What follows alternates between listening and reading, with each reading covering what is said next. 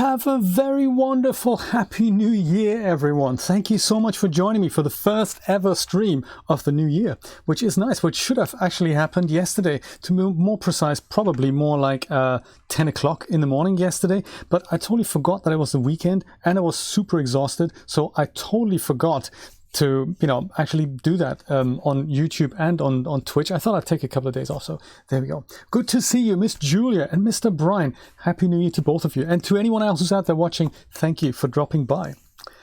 I don't have a plan for today at all. There's a few bits and pieces that I need to do, and I thought, hey, where better to do them than on Twitch and see if anyone else wants to hang out. There's a couple of DAZ related things that I wanted to do. One is, in fact, building a quick portrait for something that I've made for DAZ, a little series, and I thought I wanted to end on something that's, better than what I currently have, which means a little bit of fiddling and trying to make it look good. So that's something I could do. I've noticed that the title sequence, haven't we just heard that song? I think we have, haven't we? There we go. And the other thing is, of course, that, do you remember my title sequence that I've made in Blender that I have reworked 6 months ago, and then I forgot to render it out? So that was interesting because I don't think I have it. I'm still rolling the old one. I don't think I have a new version of the title sequence. So it's one of those things. I'm not entirely sure. So I need to look into that. Then there is also more Cinti conversions that I'd like to do. And of course, I've got these, what are they called? The kind of cartoony type versions of my holding loop, and perhaps I want to swap some of those out. But I don't really know what I'd like to do. What do you want to do? What are you up for? There's also Substance Painter and having another crack at Chris's shoes and coming up with a couple of other color variations. So much to do. I don't really know where to begin. Brian's 3D printers are cracking away. That's exciting. What are you printing, Brian? Sounds interesting. Yeah, so I don't know. Maybe I'm going to go and start by making that little promo image. I think that's a good thing to get back into the swing and into the mood of things, and then we can just take it from there and see what floats our boat. There is actually a freebie from the DAZ store I could test out on this occasion. Let me go and install it. I picked it up the other day.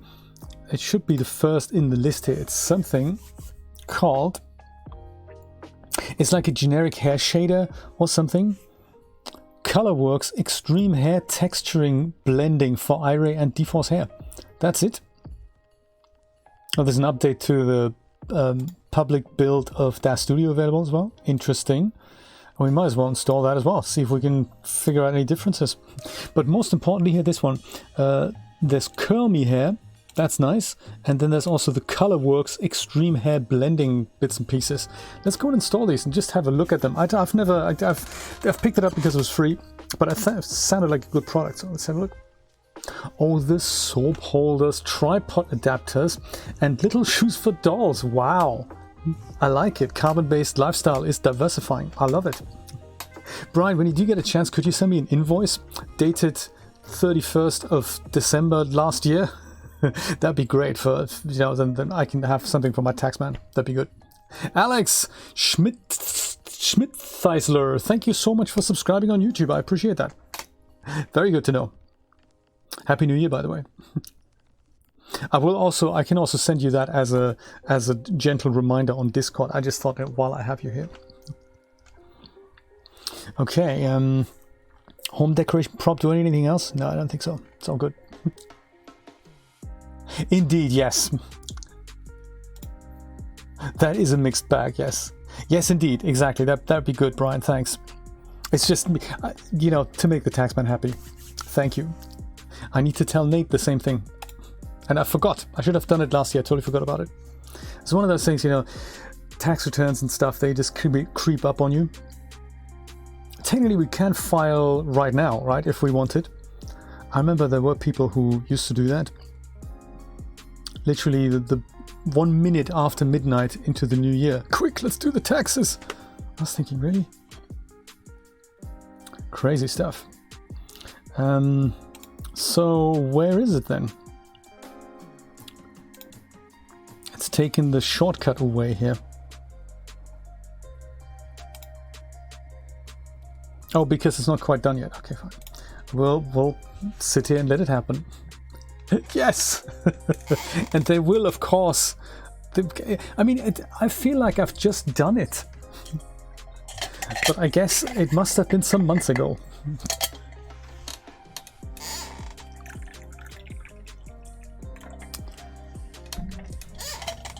Oh, there we go. I think it's done now. That can go in the bin. And then we're going to put... Oh, that's back here. That's perfect. Well, let's take a look at it, see what's changed. That's still the same. I could have a look at the change log, but I think I won't do that. I'm good, I think. Let's see. Do I have it mapped here? I think so. Right, so let's go and start with that hair shader product and just see what it looks like. This is a scene I've started building yesterday, and there's really not much going on. It's just a standard pose and a lighting preset, but I think maybe we can turn this into something that looks better. There's a bit of poke through that I need to fix, and I want to make the lighting a little bit better. And maybe I'll go and fix the poke through right now, because that's probably something I have already fixed, and it's just not taken that. Is it? Yeah, poke. There we go. Ding. Or rather, like that. Perfect. No more poke. So I've got. Yeah, that's basically it. I need some hair, and maybe I can go and try to figure out that that hair shader. Not sure if we need that strong red background environment. Maybe I'll go and turn that off, like so. There we go. We still get a bit of a red tinge, but that's enough. Let's see what we can do with hair and that hair shader product. So it was sold as something that's a generic shader for any hair. So it doesn't matter which hair we use. I might just use maybe Ellie hair, just because it's long. And it comes with its own materials, but if you didn't have materials, or if you wanted to replace the materials that come with hair, I believe that product can work. Let me see, let me just have a look at what it says here.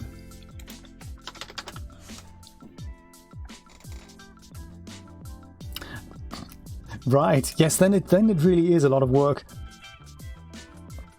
Do you use an app for that, Ryan? I think it was a ColorWerks. This one here, that's the one. Extreme Hair Texture Blending for Iray and D-Force. I use an app called by Intuit. It's kind of part of the TurboTax thing. The other one, what's it called? It's the one for receipts. I always forget what it's called. Wave, okay. Right, I would imagine it's something similar. So what is it called again? You basically snap receipts, or you email it receipts, and it works out who the vendor was, what the date was, and what the amount was, and then it adds up your income as well as your expenses, and then just imports that into TurboTax, and that kind of that's how that works. There we go. ColorWerks Extreme, or CWX, is a collection of brand new textures and a custom Iray shader for standard transparency mapped hair, fiber mesh hair, and D-Force strand-based hair in DAZ Studio. Oh, I see. Shader is sleek and simplified. Okay, see if we can work it out with all its sleekness. Miranda is indeed strand-based, right? I don't know if Ellie is strand-based.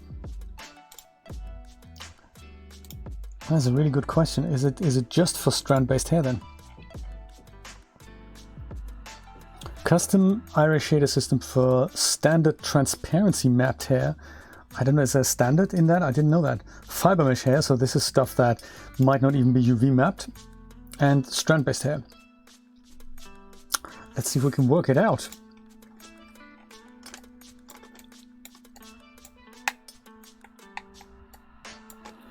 Also, where do we find it? Select hair. Materials, ColorWerks, hair blending bits and pieces. Okay. Materials, iRay, that's what we want. Do we add grays? It doesn't do anything. Yeah, it's probably because it's not... Are they shaders? No, they're materials. Yeah, but how can materials be applied unless I know what the material zone is called? That's the shaders. There we go. Haha, shaders, perfect. Let's try the shaders then. And also let's just select all of these things in here.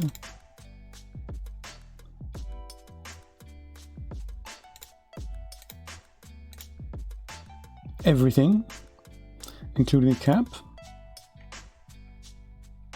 Blend mask. Apply this first. Okay, gotcha. Will do. See what happens.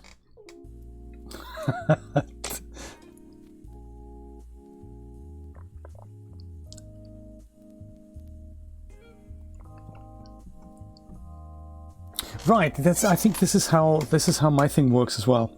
It's quite nice. It just, every once in a while I just need to say, what was this transaction for? What was that for? Interesting. There's a lot of stuff here. Click on that. Does the color change? I don't think so. Oranges blend. Oh, there we go. Something happens. Maybe I need to go and have a look at that in iRay. Sadly, do we have to have these overlays here?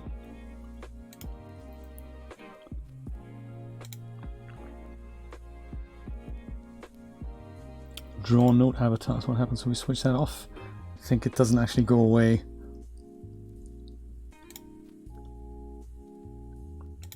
I'd love it if I could keep it selected but not actually see the bits and pieces here.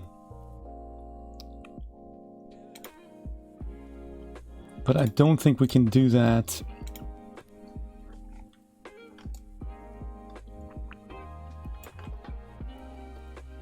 So we'll just try and ignore the yellow lines. Hey, this doesn't look bad, I have to say.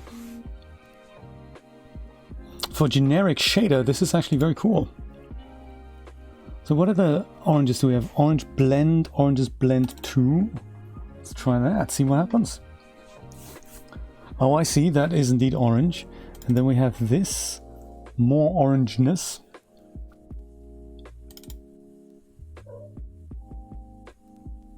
And I suppose we have all kinds of colors. Right, nice.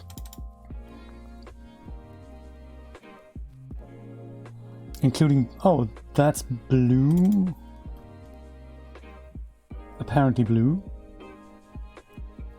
CWX blend 1 and blend 2. It's interesting. So blend 1, if I make that green, does that seem to happen somehow, somewhere? Yes, oh I see. It happens here. There's also apparently a way to change where this blend map happens, where the gradient actually happens.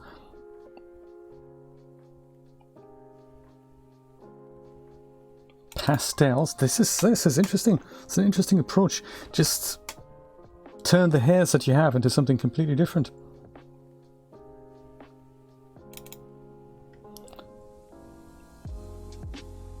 Right, maybe this is what we do, where that blend is. Let me try something really obvious. If I have kind of purple on one side and then something like maybe like this on the other, just so that we see an obvious transition there from one color to another. That's not that obvious. Maybe this one here.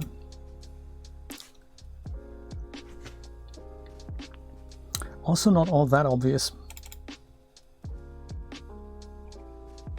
See what happens when I change some of these alphas around. Like maybe the wax one. What happens when I do that?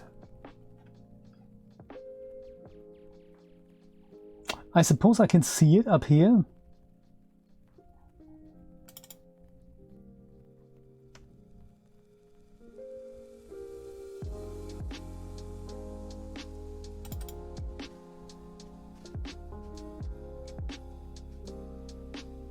Right, I see. That's clever. Clever idea.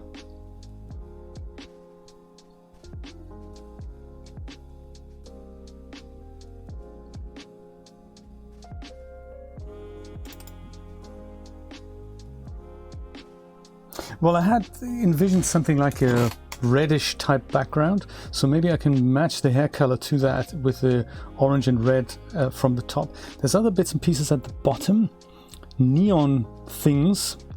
Let's try that, maybe this and that. See what happens.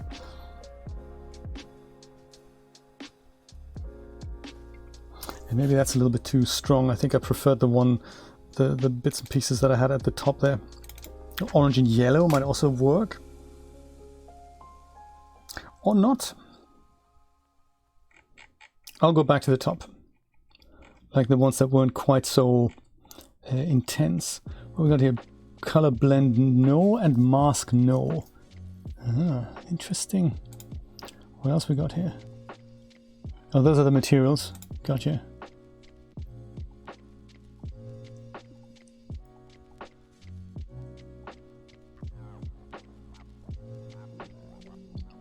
So maybe from here to there.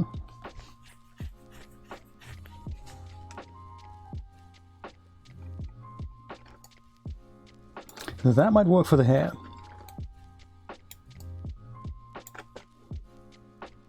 I like it. Bikini is good because it's about the body shape.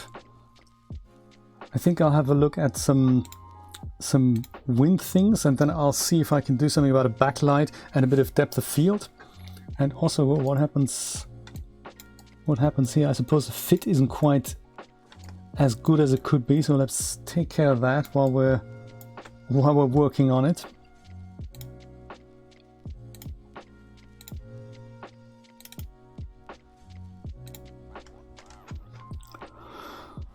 Forehead depth, there we go. So it shouldn't intersect, or maybe it should intersect.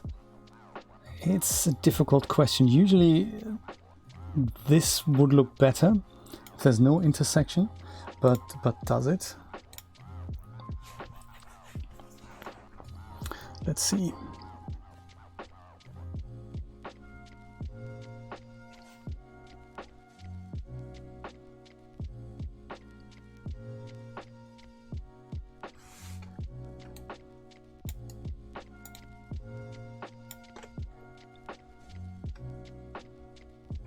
It seems to work. Okay, hair fixed. Adjustment bits and pieces. Blow dials maybe. Are there presets that we can fiddle with?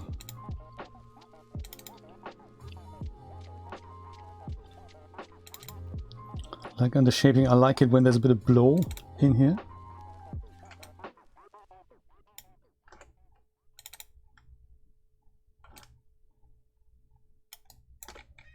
Super blowy, I like it. Perfect.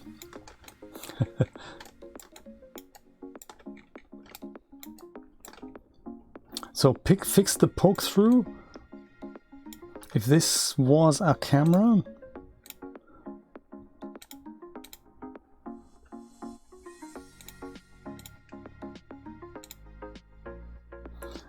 with or without the background. So this was just the. Oh, that's so nice for you to. So nice of you to say. Forever Sean, thank you so much for dropping by, and also, Happy New Year. Good to see you. That is really nice to hear. Thank you so much for saying that. Do you know, Brian, I didn't have a look at it yet, but it's definitely on my list. There's also the other one Rod made about the Liquify tool, so looking forward to binge watching all of those. Very neat. So I like this. I'm not sure about not drawing the dome, so this would be the big red background. Yeah, I think we're going to be okay without it. HDRI is okay, but I think I'm going to go with 2 mesh lights and 1 backlight. I'm thinking. It's going to look nice. We might even just turn this down to like 0.3, just so that we have a bit of base HDRI, and then I'll do the rest with 2 mesh lights from the side, or maybe just from. Let's start with the. Tell you what, let's go and start with the. Let's leave it on 1, and then we'll start with the backlight. Let's do that. Let's do that. Whoops, yeah, perspective view. And we'll do this from here. So I just want the hair to separate here. So maybe just a straight from the other end type thing. Maybe with a small slight angle, something like that. Maybe. We'll see. Let's try. Create spotlight. Show options. Apply active viewport transforms. Like so. Spotlight wants to be constrained to Genesis female. Abdomen lower, abdomen upper, chest lower, chest upper. Probably.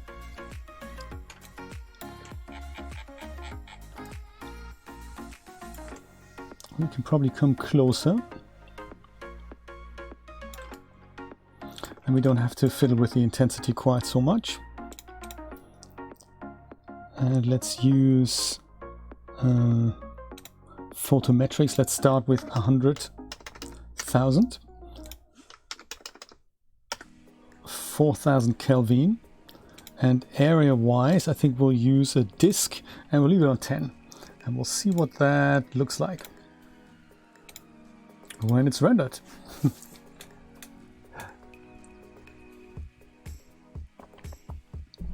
I suppose I could also go and try to move the auto follow light thing slightly over to the left, but I think I'm liking what I'm seeing here. Just the tendency. That's quite nice. I think I like it if it came from here, so there's more glow in the hair here. That's technically why I'm doing that. Let's make it top and bottom. And then this can be our rendered camera, and this can be our perspective view that isn't rendered. Let's do this and that. So if I go move the light over here now, like this, let's see what the effect is. Sometimes iRay is quite nice at giving you this preview here.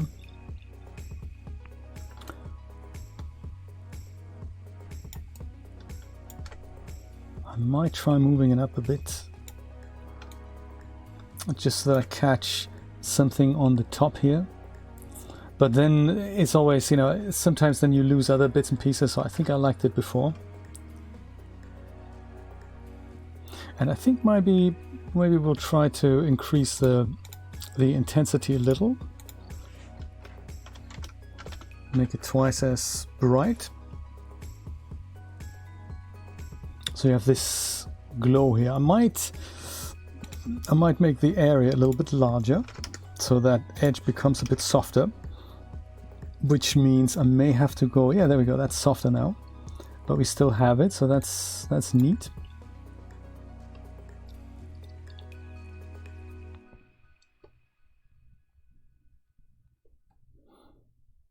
Okay, so but there's quite a bit of shadowness going on. So I think instead of using 2 softboxes, I might just turn the HDRI around. So currently we're getting that kind of from the side, which adds a bit of drama to it.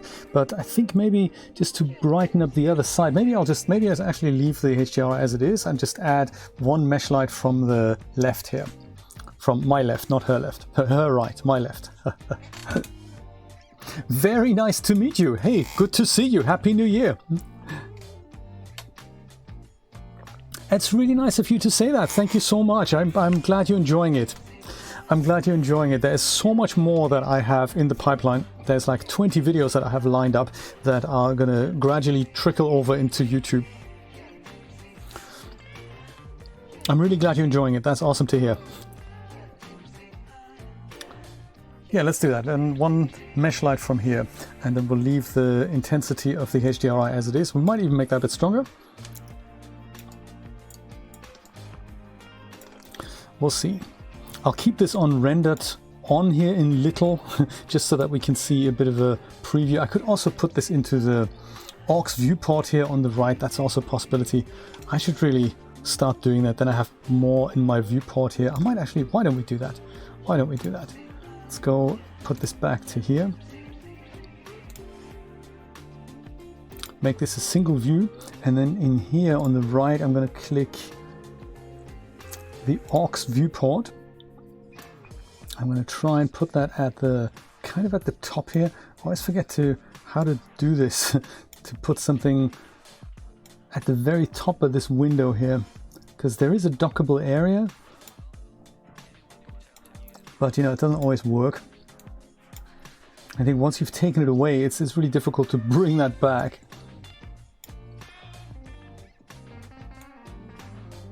Always leave it floating, we can do that. Oh, there we go, done it now, perfect. Always a bit of a mystery. I'm hoping that that's something that will change in DAZ Studio 4. Or DAZ Studio 5 rather. But let's do this and go to the camera, and we make this the rendered version, just so that we can keep an eye on what this looks like.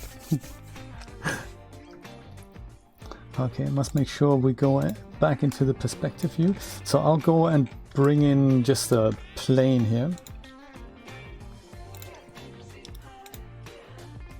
And it'll be a plane, not Y positive, because that points up. I want this to be X positive, I think.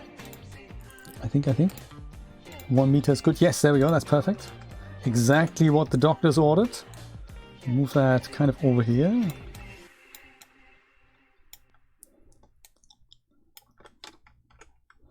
We'll make that a bit taller so that we have something like a tall light box that stands up.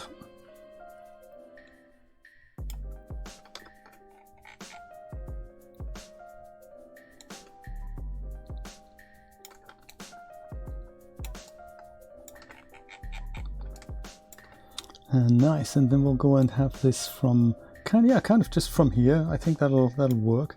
Maybe even angle it a tad, just so that it's not in shot. That's important. And that's just gonna even out the shadows here and hopefully give her a little bit more light in the face. So under surfaces, plane, default, we go to emission and we turn this to white. And that'll be, well, that'll, you know, at least emit some light, even though we don't quite see it yet. So over here, let's go switch this to watts. Put this down to kind of 200 watts, and we're making this, there we go, now we can see it. It already has an effect. I'm going to make this about 4,000, and I don't want to blow her out too much, but just to satisfy my curiosity with 500, I'm getting this extremely soft look now, so that's probably a bit too much. Yeah, maybe 250 is good. I just wanted this to be a little bit of a brightener upper without taking too much of the dramatics away. But that's, at least that's, you know, that's the idea. See what it looks like in large.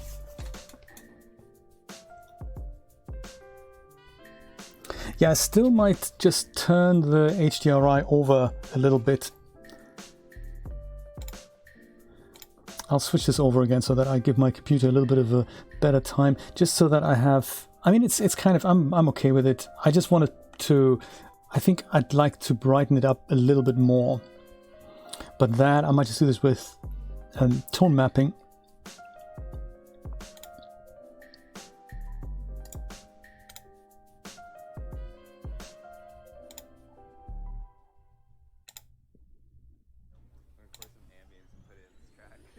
And also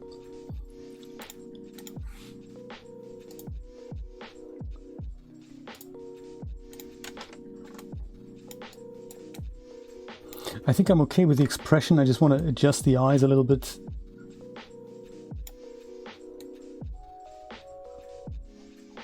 Without screwing things up completely. If I can, so it's kind of a special character.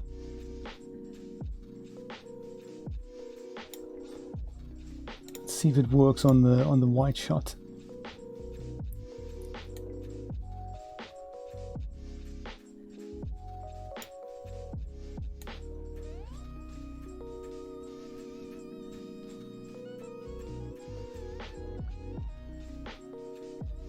Yeah, we'll see. We'll see.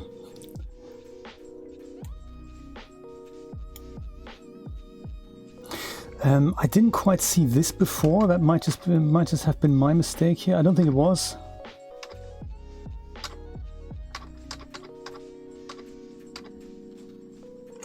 It might just not show in the render, the hair intersecting with the shoulder. We'll see. Well, tone mapping then.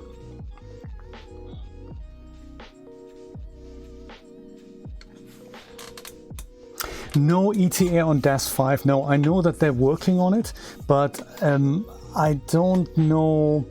I've seen a preview, so I know the graphic layout, and we've discussed that a little bit. But there's nothing. I haven't seen a running version or anything. I know that they're working on it, and it'll be released at one point. But I don't think there's a proper ETA on that yet at all.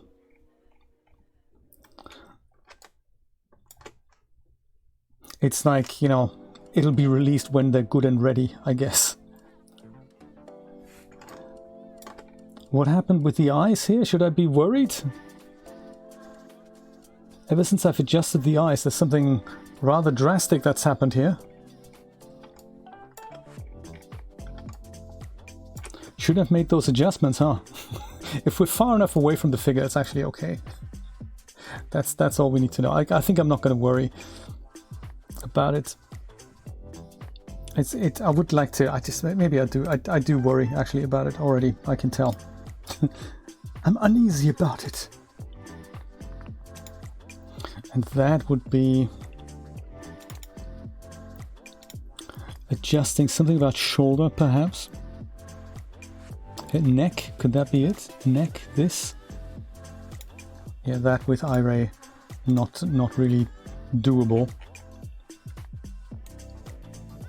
Nope, that's not it. Neck Z, is that it? It isn't actually. It's more like a... No, that's not it either. Collar, could that be it? And collar R, that's kind of your collar, not mine. Oh, could be breast, that could be. No, I have a feeling it's because of the blow dial. These don't really work all that well anymore. Yeah, that I could probably work with this. If I go and turn this into like, you know, minus 1000. And just see if I can move that away. It kind of works. Could this be a job for ZBrush, or is this maybe too much?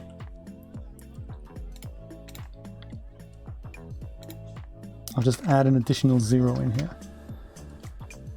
See if that can help me. I just need to get it out there somehow.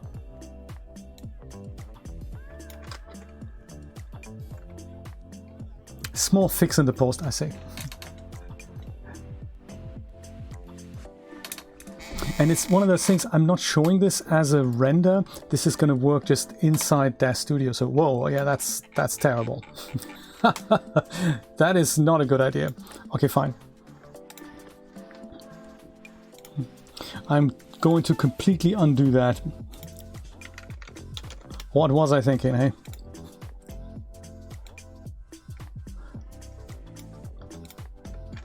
Okay, ZBrush it is. Let's see.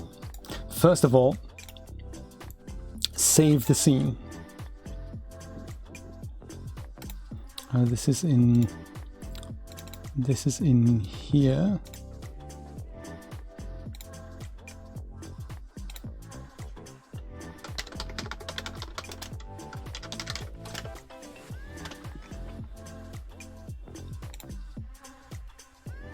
Is it installed here? No, it's not installed. Ah, because it's the beta version. So the GoZ plugin can only be installed in one in one version of DAZ Studio, not in both. So it's one of those things.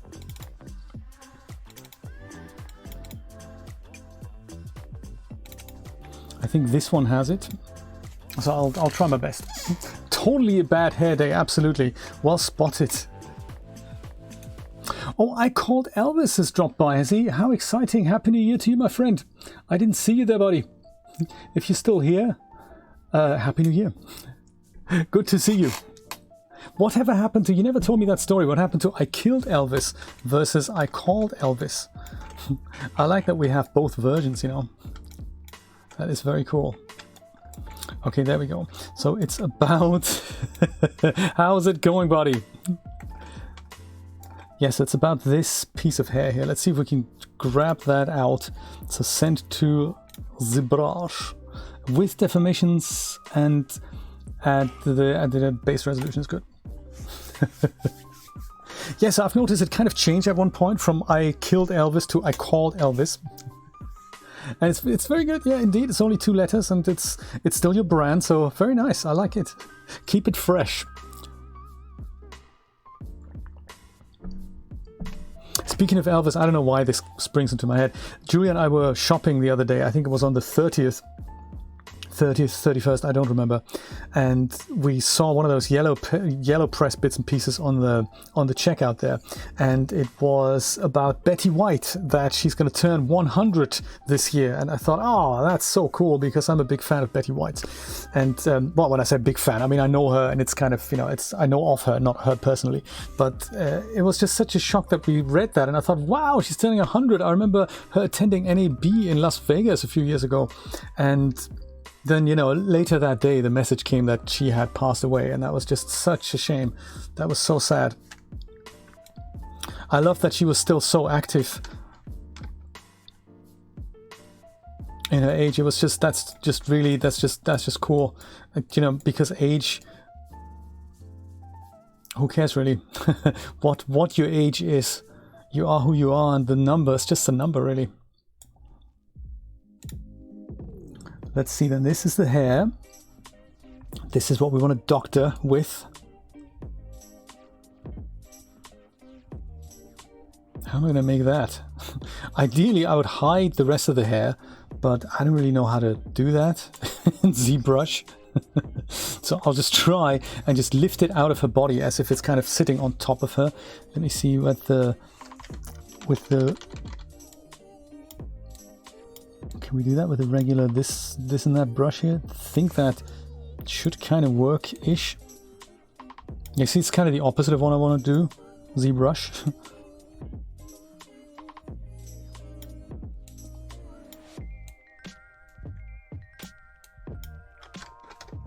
Let's try the move brush. Maybe that'll work. Yeah, there we go. Move brush is exactly what we want.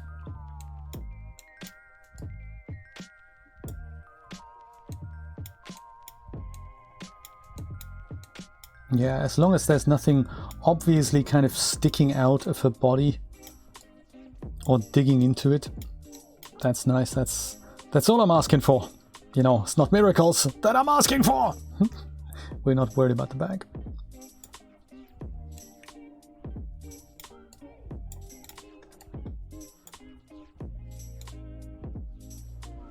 And that's just, I guess, badly distorted geometry here. That should work. Quick fix, that should be, whoops, that should be all that's necessary.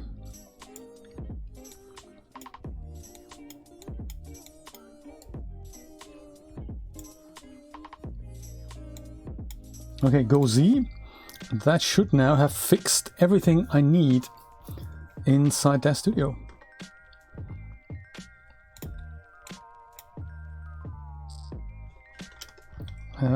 Hair chest fix, maybe I'll call it.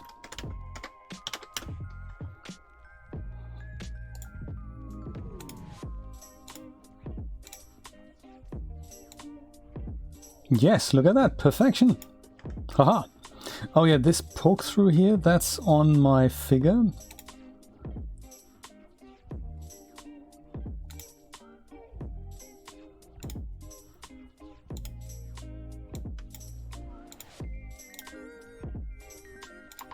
perfect. Gonski.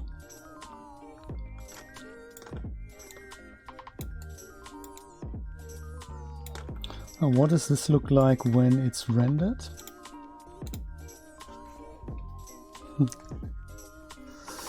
I saw, I don't know if you know Bluxfy, not so much personally, but if you know him from chat, he sometimes hangs out in Chris's chat, and he had homemade oliebollen the other day. I thought that was quite nice. It's been ages since I've had oliebollen, probably 30 years. No, 40 years probably. Crazy stuff. Oliebollen, and he said that's what the Dutch brought to America, and then the Americans turned it into donuts. It's kind of correct.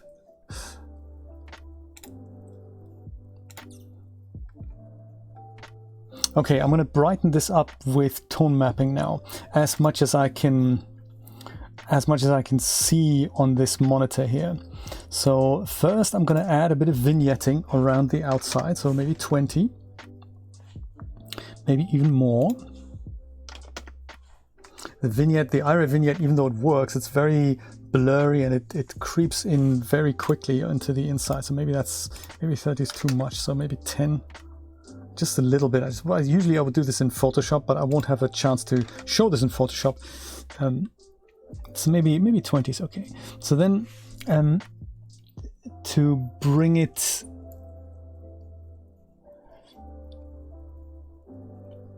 to essentially increase the contrast, I can play with a gamma. So let's try 1.8 and see if that's the right direction. No, that's the wrong direction. So I can, if I make it 2.5, then it basically the image becomes softer, and that's not really what I want to do. I just want to increase is it burn highlights? Let me try that. Is that what I do? Nope, that's the wrong way around. It's burn highlights. Do that the other way. Oh geez, this is an issue with numeric values. If you have something like float values, then it's just not going to work. No, that's also not what I want.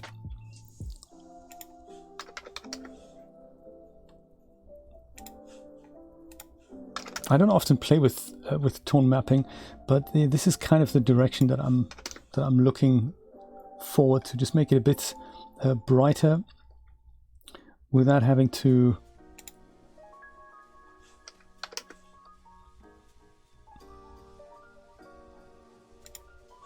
and then so f-stop, is it, if I do 16, that makes it darker? Yeah, perfect. So if I go and make that 5.6, for example, then that just makes that, yeah, okay, fine, perfect. Yeah, I'd much rather do this with f-stop or shutter speed. So if I go and expose it longer, so if I make it like a 60th, then that's also twice as bright. I think that might just be what I'm going to do. I'm not entirely sure what's going on with the ear, with the eye, so I might fix that. And also I might just leave it as it is for now, because as a demo it looks kind of okay. Vignetting, I might try something larger. As it darkens up the picture immediately, so I don't really like this vignetting, because it leaves a very tiny, very diffuse, blurry white spot as you make these values larger. So not a big fan of the Iray vignette. I gotta be brutally honest. Oliebollen, exactly, yes. And the other things I like from my childhood in Holland were poffertjes, but we didn't have those very often, probably because it was a lot of work to make them. Poffertjes, but yes, oliebollen, very cool. And my grandma used to cook them on a gas stove in a big glass bowl with literally 2 bottles of oil in there. I'm glad you think so. It is a body scan that I've turned into a DAZ Studio morph. That was quite an adventure. Quite an adventure. And I needed something to showcase like towards the end of that video. Hopefully, oh yeah, now she has hair. Now it's a bit heavy on the geometry here. I do want to have a look at those eyes. I think there's something seriously wrong with either the materials, or it could also be something even more dramatic and drastic. Let's have a look in filament. And I do like the hair, so I'm good with the hair. I'll go and save it all. tiny pancakes, right? Yes. And there's these pans, these copper pans that have like whatever 16 or 20 indentations, and you put like a tiny spoon of batter into each and every one of them. That's kind of cool. Okay, let me go and take the hair away and see what's going on with these eyes. So let's grab her head and make the head transparent. Kids, this might look crazy. Oh my god, there she is. She's got only ears now left, eyes and stuff, and it's terrible. Left eye. So I think the left eye, I mean, are the materials okay? They are, aren't they? We might just replace the eye materials here. Let's see if we can find better ones. Anyone got eyes that we can borrow? Something like this. Is that good? Eye material? Yeah, there we go. That looks much better. Okay, well, it's just the eye material. Whew. Okay. I am very happy about this.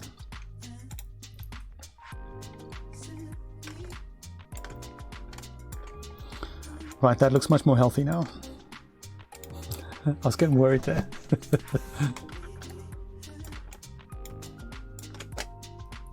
We can also, let's do something else. Let's go and add a little bit of depth of field into here, that we just make this a little bit more delicious. I'll have a look from the top and have a look at my Genesis figure. Depth of field is going to show up not in filament. I'm going to have to switch over to the texture shaded view for that. And with this in view like this, Control L will bring the preview lights in. Let's go and select our camera. Under parameters on the cameras tab, let's enable depth of field, and then we'll see where that is. It's kind of in the right zone here, I suppose, but it also is very dependent on what f-stop we're going to use. So I haven't tweaked my camera yet, so I think I need to do that. Focal length, I'll try 120, and then I can go and zoom out again.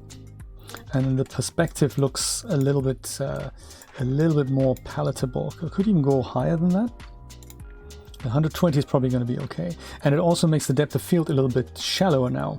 So if I go and look at it from the top again, with the camera selected,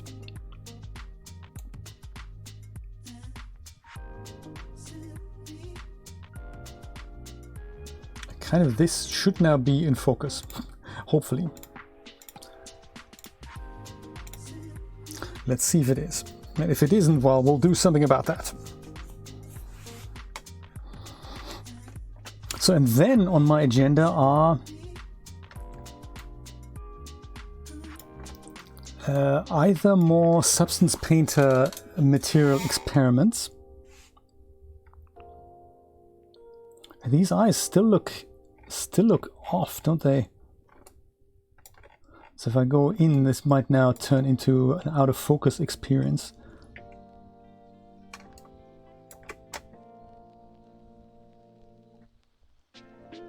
Yes, and it is as well. Let's turn depth of field off just so that we see what's happening. Maybe I won't do it with depth of field. The eyes are actually okay now that I'm coming closer here. It's probably the denoiser. I think as I let it render, I think this is going to look better here. See, I'm not sure. I'm just not sure.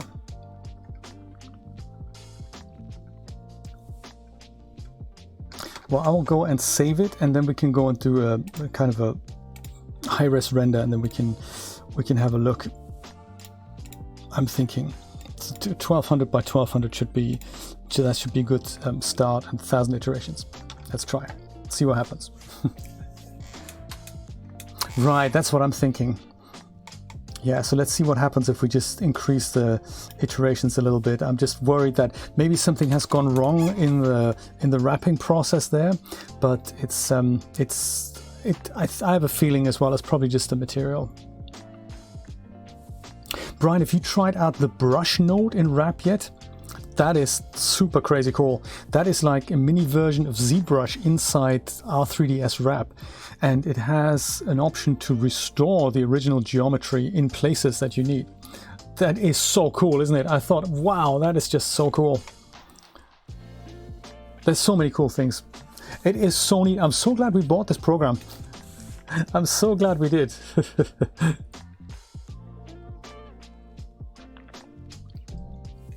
Yeah, so with that I could restore the ears literally perfectly. Fingers that were a bit janky, they could just get restored perfectly.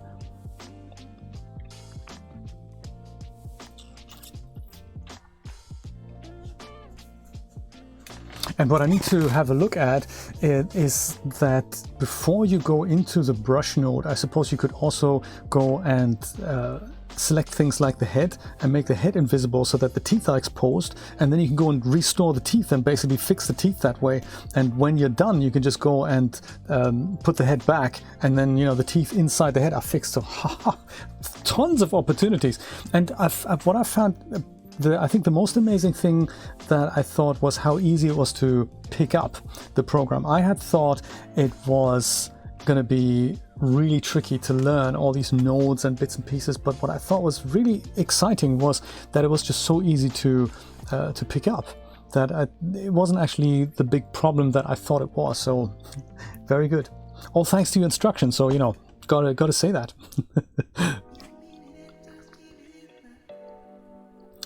Teeth and expression is debatable. I think it's okay as a demo, and I can see that the eyes are actually okay here now, so good to know, good to know. And also the way the program looks versus it behaves. So it looks almost like a hobby project, but when you start using it, you notice how snappy and how stable and how modern it feels. So I like that as well about the program. There's really some great thought has gone into that, and it's quite an engine in the background there. I mean, a fully fledged sculpting engine to begin with, you know, and it's not really sold as that. It's in there. It works extremely well, and there's so many other exciting things like the texture conversions and all that. Wow, so cool. And I think it's pretty much a single developer, I think, with a couple of friends, so very good.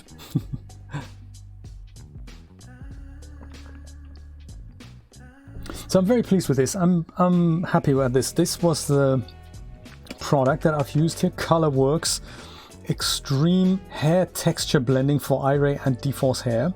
First time I've used it, very intuitive, tons of options, and it gives a great spruce up to many of the what's it called? Many of the hair products that we already own. You know, this is nice because it's shader based, and that's really nice. Let me give you a link. In fact, let me give you a link with my affiliate code in there.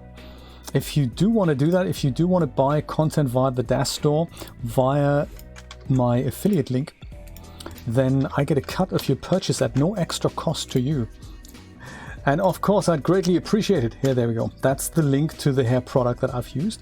And if you wanted to use my affiliate code, then you can use this one here.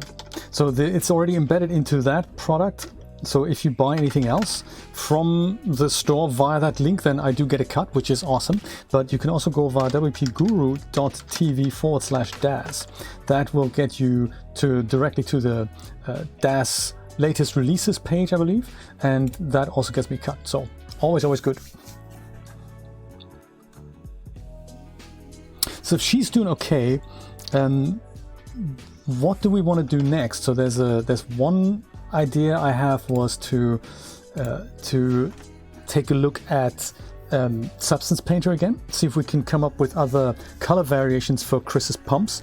I think we've made one, and I'm not entirely sure if I'm happy with that. That's one item on my agenda. Maybe 3 or 4 materials and get those set up on the shoes. Or there's more Cinti conversions. That's also a possibility.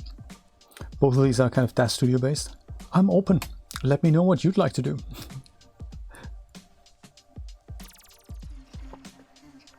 Or we can watch Brian's video together. That's also cool.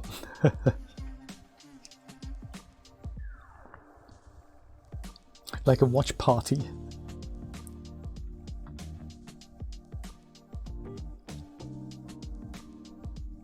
I'm thinking maybe Substance Painter, because it's a project that we started together last time, and maybe in anticipation, I think one thing that greatly helped is to have a look at swatches. What's a good swatch site, like color swatches? There's Adobe Cooler, I believe. There's also coolers.co, super fast color schemes generator.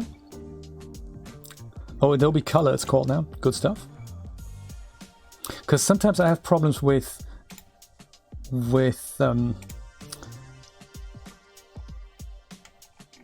just making colors work well together. And these guys kind of got it down to a T, I suppose.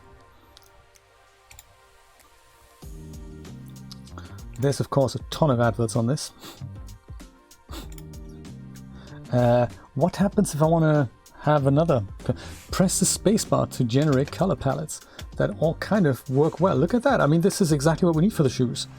You know, those types of colors. That's a good color scheme. I'm thinking, so this is coolers.co.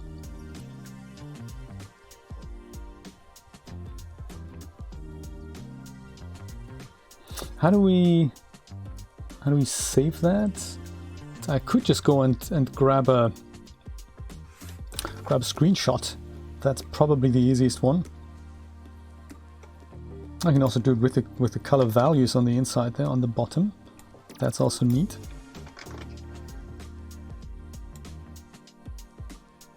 And then I even have the names of that. That's nice. So that could be one color scheme. Oh, explore. Okay. Let me go and save this first of all, because I do like that color scheme here. And I might just go and save it on my desktop. Swatch V1. There we go. That's one swatch done. Let me go. What happens in Explore? Yes, I think you told me this before, didn't you, Julia? Oh, I see.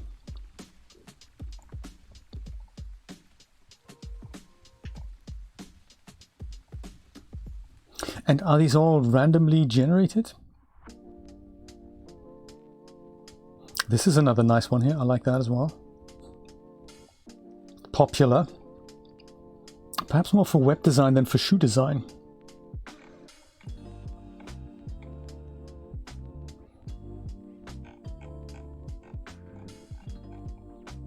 I must say, I like the idea about the generator, and then just have this in big bad colors here. See what? Well, this is nice. That could work. That could work.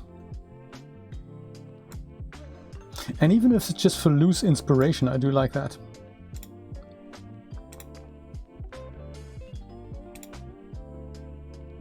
Let's call it Swatch V2.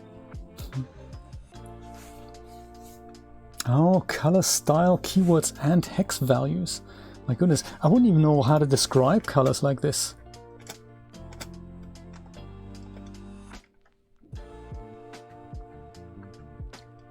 That also contains all my favorite colors here. Maybe I'll have that as well. 3. That's a good starting point. Maybe we can build a project around something like that. See how easy it is to translate these things into swatches inside Substance Painter. Swatch versus 3. All right. Thank you, Coolers. And then there's also Adobe Color. That looks very scientific to me, I gotta say. Is it something that people like me understand? I'm scared of it already. Okay, good. Thanks, Adobe. That's okay. We'll worry about it later. So she could probably do with more rendering. I might change the outfit a little bit to something like a golden type bikini, and then I might do another render. But that's good to know that the eyes aren't as broken as I thought. So quick save. Thanks, Cassandra. We'll see you again soon. Let's see where These are my Vivian Pumps.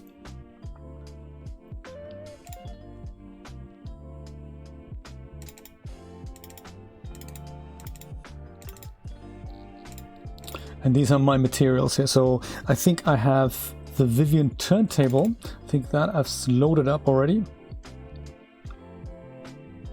Loaded up and ready to rock so that we can have a nice little turntable with all the color variations that I'll try to make today. See if it's actually possible. And also see what the previous iteration looked like. There we go. These are them. Not so bad. So this is the first try that we had, and I'd like to try different, you know, just different variations on the same scheme. I think I might forego the pattern on the outside. I might try something more smooth, and, you know, try different materials on the inside, and of course try more colors. I do like the Chris Cox logo on the inside there in the middle. But I think I might also try something like the Chris Cox logo on the outside, like on the back of the heel or on the side of the heel. I do like that, you know, when people walk, that like a bit like Crocs, where they have that logo. I think I'm not going to do stitches today, but let's see if we can come up with a couple of different inside materials and an outside material. I think the sole I'm going to leave as it is. Substance Painter, bring it on, baby. Oh yes, also one thing that I should maybe do is save that material out as a material preset, so that we at least have that saved in DAZ Studio.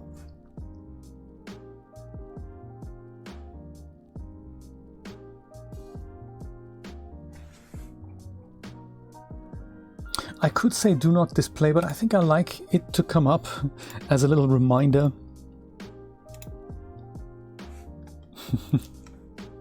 No worries. Thank you for dropping by, Brian. I'll be here for at least another hour or so. And say hello to Roberta from me, please. So these are Jay's materials here, and oh, I've already got one called the Red Grid material. That's nice. I think I might.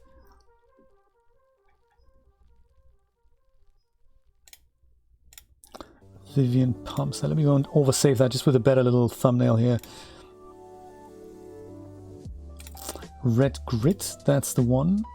Totally want to oversave that. All of these indeed go into here. Oh, that's it. Oh, perfect. Yeah, it doesn't need a product file. I totally forgot.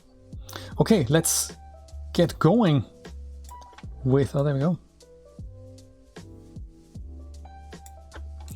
With perhaps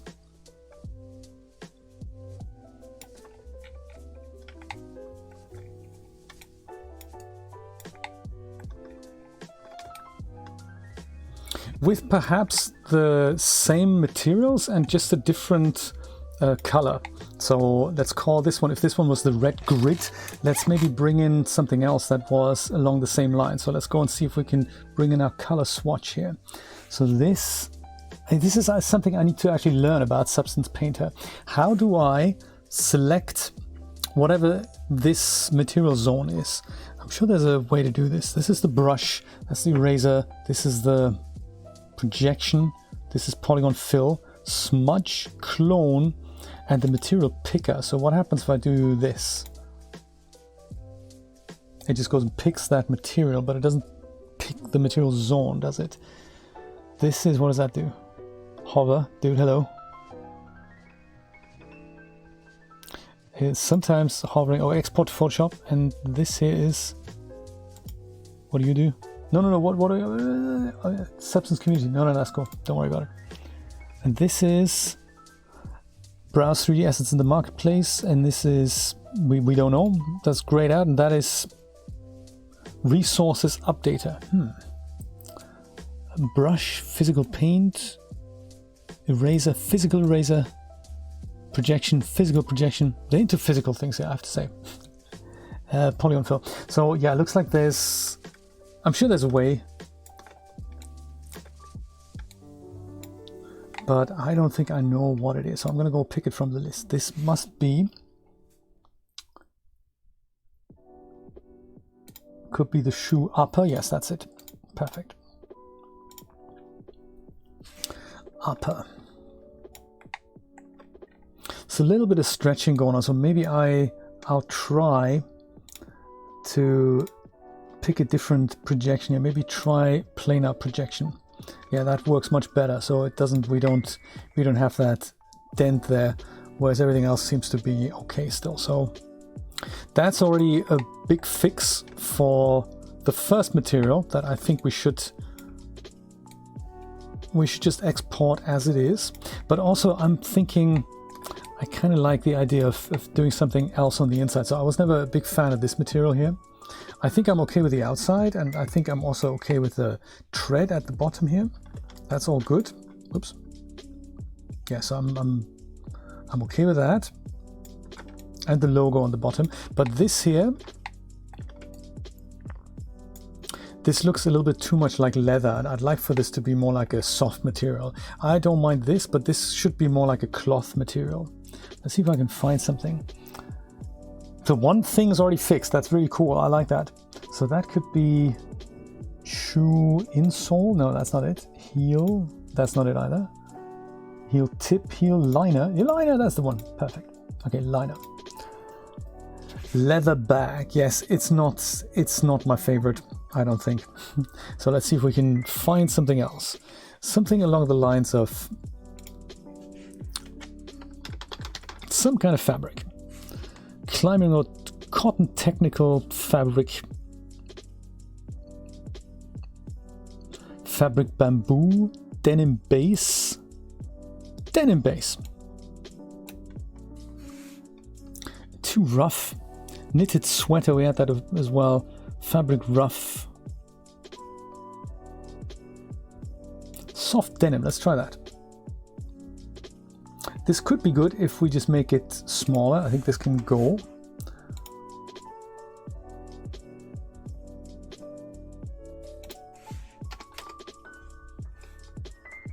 Yeah, like that. I think that's just much nicer. Much more what I'm looking for. Even in that color, I think I might. These should match up, shouldn't they? So leather bag, let's go and remove that. We're good with this.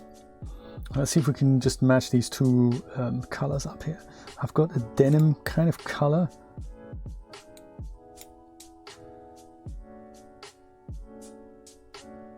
Something slightly lighter is probably okay. I'll just go and copy this color out. And then I'll go and have a go at the shoe insole. That's the one. And that's probably also just the color. And here that is the logo. I might just go and leave that there. Suede brushed, oh, that's inside here. And I'll just go and use the same color here.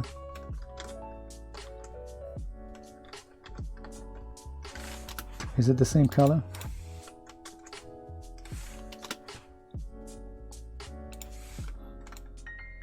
Looks very different now with that color, but I think I like it because it's just, you know, it's just the same color. So great, that is our first material. I'm thinking we're no longer calling it a test material.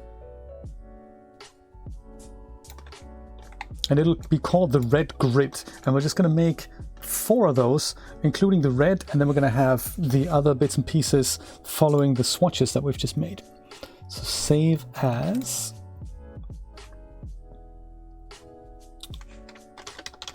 Pumps red grid, I'll call it.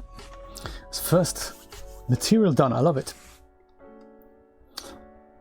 Okay, so export, file, export textures, and this has got to be done with the document channels plus AO and no dilation.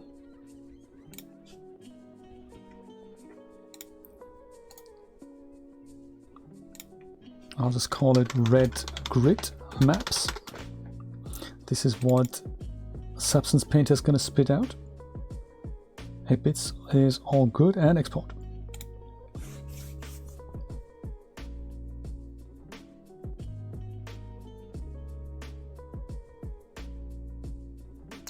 Red grid, done. Let's put that into DAZ Studio and then crack on here. So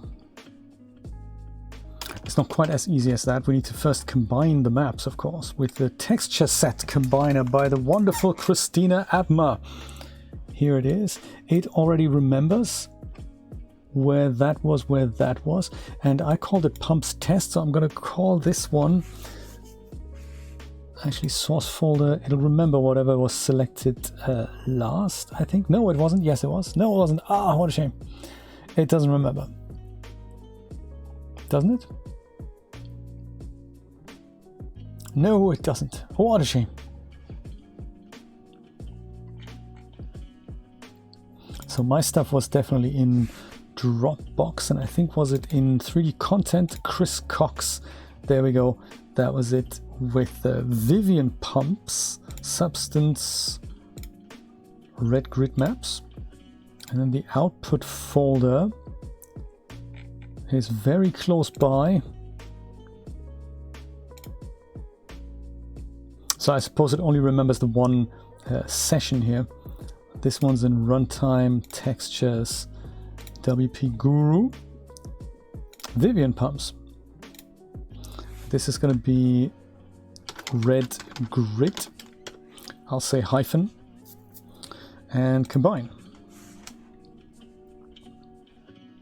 Ha! When you know how it works, you know.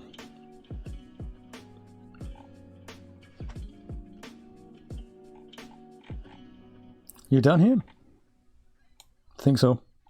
It's just unresponsive while it's working. One of those things. All right. This goes into here.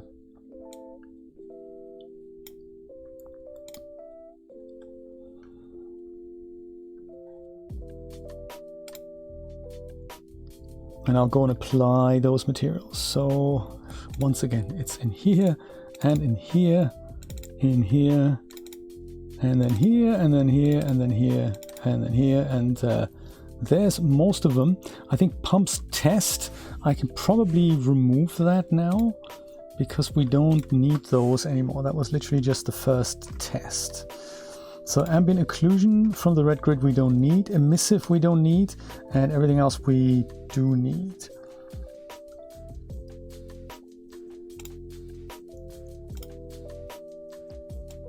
Surface, cis, and it's okay to start with the insole here. And the base, so base color is this. Red grid, then there's the height, that's under geometry. It isn't actually, it's also under base bump. So height is that bump with the level of 20. Then the normal is here. Then there's also the metallicity map, actually. Totally forgot about that. That's here. And then there's the roughness map, that's under glossy roughness then. That goes into here.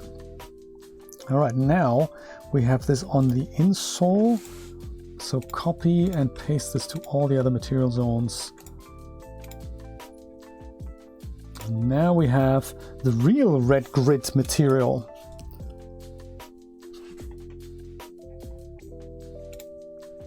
Which is looking handsome, hopefully. Yes, handsome. This actually looks better than in Substance Painter, so I'm super glad about this. This is good. So let's oversave that and say material preset red grid. Everything perfect.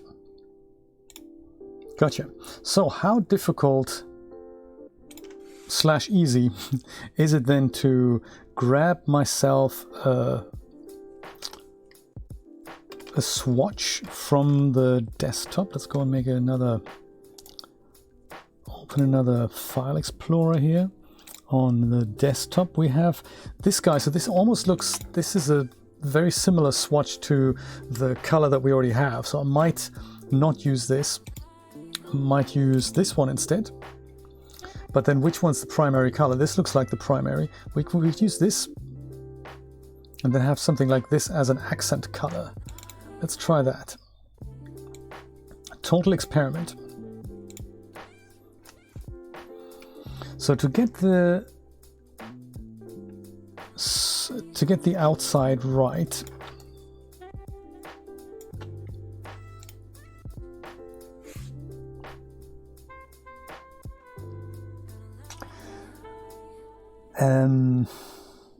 it's not the liner, it's not the sole, it's the upper. Upper it is. Perfect. Upper it is. Let's see if we can change that. So yeah, there's the color. That's perfect. How do I do that then? If I just make it a little smaller.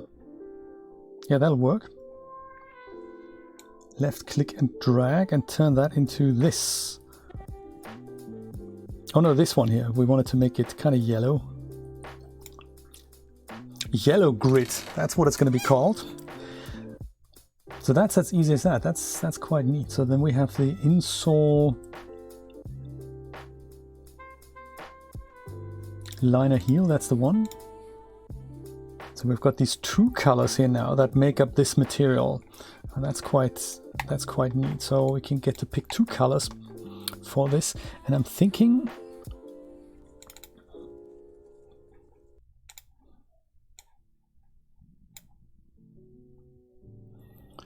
we could maybe pick the two blues here. That might be nice. Let's try that. So left click and drag to the lighter one, and then left click and drag to the darker one. Oh, okay. I mean, you know, that is neat. Ha, I love it. So then we use maybe this color here for these. That might look good. That might also look pants. And then we use the dark red for the ring and for the sole, perhaps. Oh, this is fun. I'm loving this. So that would be insole. Check. Do we have a color? Yes, we do. No, that's not the insole. Is it? Is it? Oh, there we go. Wrong material. So that'll be this. Is that right? Does that look good? I can't tell. I don't think it looks good. Maybe it should be more like the wine red here.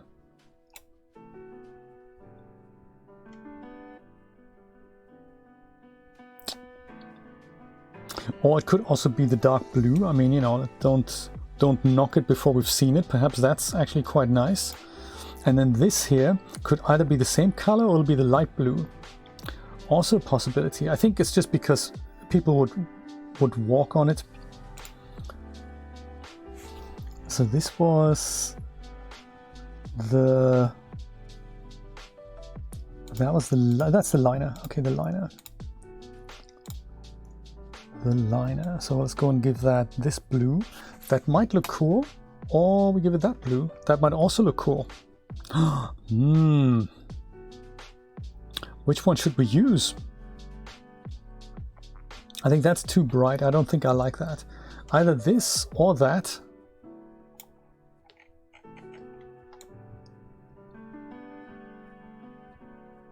Maybe the dark blue. I think I'm in love already. And then if we wanted, we can just make this top rim here, make that dark red. And we can give it a red heel as well. We can leave the rest of the sole maybe black. Yeah, I could just give that a little red highlight here. I think I'm liking that already. Sole trim, I think that might be it.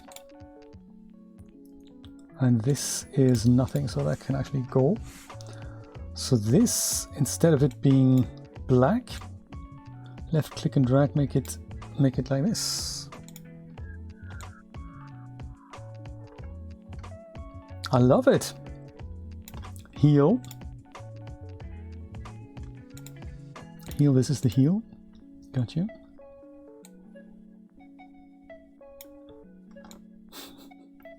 This is beautiful. Yellow grid it's called. Another material was born. And there was much rejoicing. Can't can't wait to see that turntable. And the sole can remain as it is. I just like this little accent here on the outside.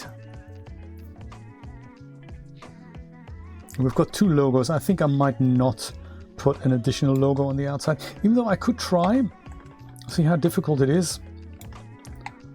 Just because I like doing that. Also, I need the practice. We don't have to take it out. Let's see. So that's the heel still. Heel, and I'll say, what's this layer do? Layer does nothing. We're going to use it for something. If only I could remember. I think I pick a brush,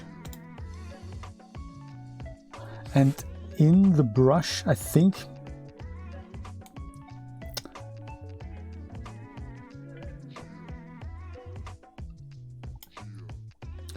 I turn everything off except for the height, and in the height I pick the alpha that I want to use, which is of course the shark rocket. And then I think, and don't quote me on this, and then I just do that, right? Yes, but also no. Because I can tell there's something not quite right about the size of this. And I don't recall having that problem before because... Oh, this is a fall-off thing. I think, yeah, I think maybe I can't do that.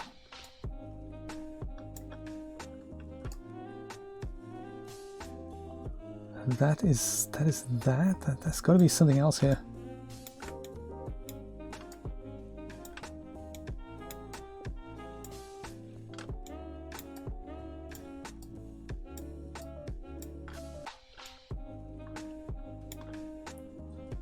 Yeah, there's something not quite right here. It looks like I have this problem everywhere, including flat surfaces now. So yeah, I don't really know what's happening.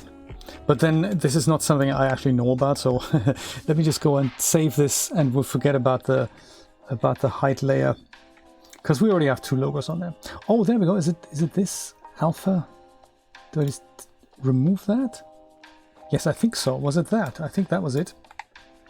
Just from my understanding. And if I do this, it's actually in there, but it's also now got a square. So that's all terrible. Yeah. So we'll forget about it. It's good. In fact, forget about the whole layer here. There. Yellow grid.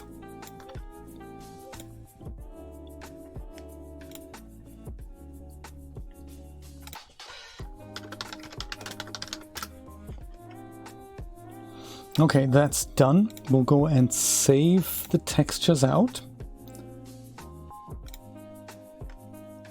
I'll do that in a new folder just so that the combining program knows what it's doing. And export. Perfect.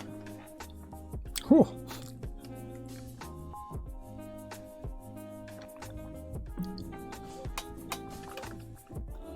Okay, combining program. Here it is. I'm going to call this yellow grid.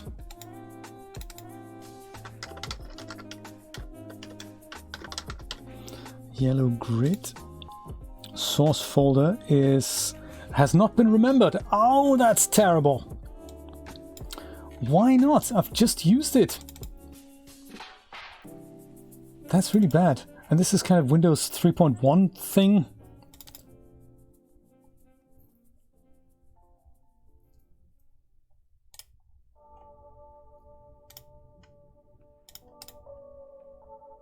I wish there was a way to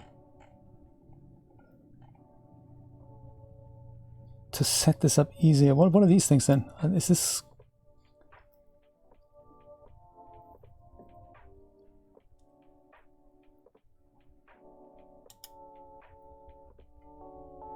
Could make this a little easier by turning it into a library. That's another hack I can use. But yes, it's okay. I'm just going to go and surf for it every time. Like, oh, here as well. That's brutal. That's brutal.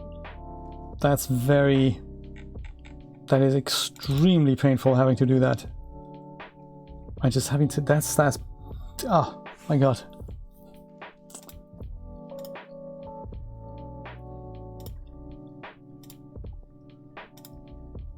Oh, that is seriously terrible.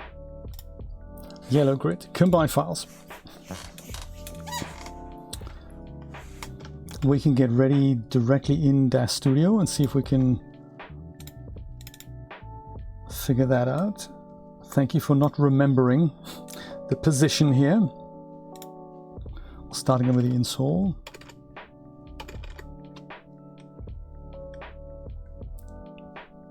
There we are, that might be it. I think the only thing I really need to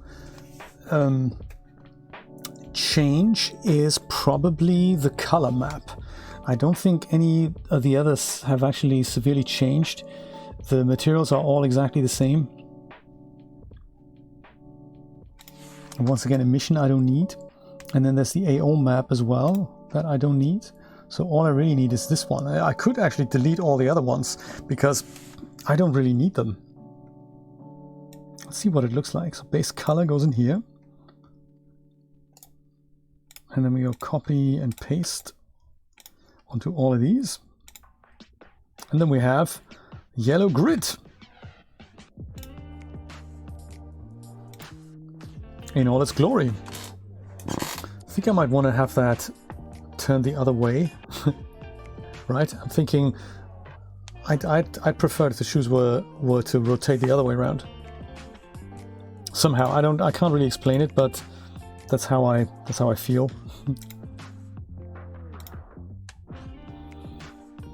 And that's easy to make happen, I think, just with the...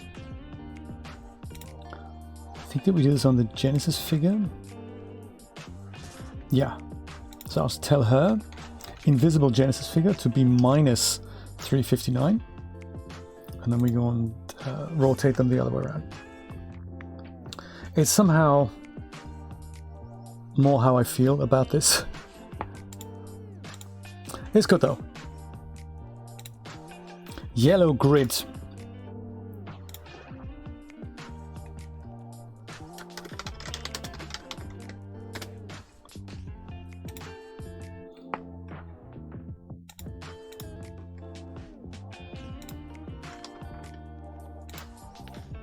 And if I just look at this in iRay quickly, just to make sure it looks, you know, handsome, then I will just go and delete the other maps.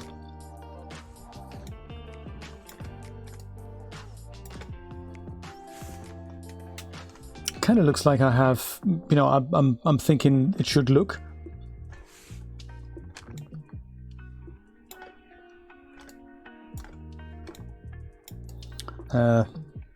Little ground problem here. We don't actually get to see the underside of the shoe. We just have to trust that it's all still there, but I think it will. I think it will. Great, so that's another material preset done. That is very cool. Let's go and do that then. Let's go and destroy these maps here. Then we keep it nice and light, so we don't need those. And we'll just keep these going here from the red grid. Okay, next one. Next swatch.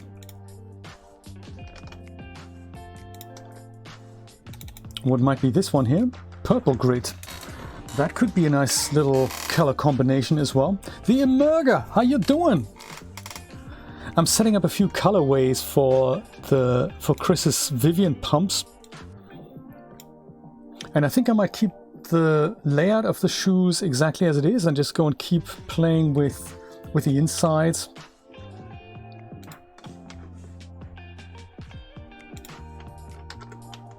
Okay, yellow grid. What's the next one? Purple grid, I think.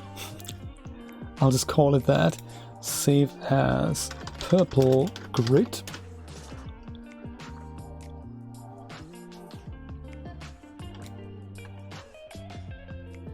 And I might just go and start with the heel since that's already selected, that material. Happy New Year! I'm doing good, thank you so much for asking. I'm doing very good. Maybe this can be that. Yes, I felt like I wanted to do some bits and pieces here. Oh, that's like a kind of a coffee color now? Really? That's not the color I picked. I felt like I wanted to do something, and this project isn't quite finished, so I thought, yeah, today's the day. Yeah, this should be something dark, so I'm thinking this for here, and then also for the top. I think that is... Do you know, Emerga, if there is a way for me to select a material zone from the viewport? So currently I have to go, if I wanted to select this part at the top here, I'd go over to the texture list, and then I'll have a think about maybe this could be the kind of shoe upper. No, that's not it. It'll be maybe the tip. No, that's not it. So, you know, I'm finally arriving at the trim, and then I'd go and repeat that. But I was you know, I was wondering if there's a way that I can have something like a surface selection tool, if you knew that. And I don't think our paths have crossed. No, good point. No, I think this is the first time we're meeting in the new year. Trim. Dark purple. Right, yes, but that will drop the material on there rather than me just selecting the zone, I suppose. I mean, I could do it, but that'll destroy whatever's on there. I suppose I could just go in like this. Then that actually has it there. That's correct. And then I can just go and delete that again, and then I have the texture list. That's a good point actually. Just do it and then just delete it again, just for the sake of it selecting. Just add to it. Gotcha. And then just delete it, but therefore the correct zone was selected, I suppose. It's a good workaround. I like it. So in here, I'm thinking maybe these two colors could make up that little mosaic here. So like this. And that. Does that look good?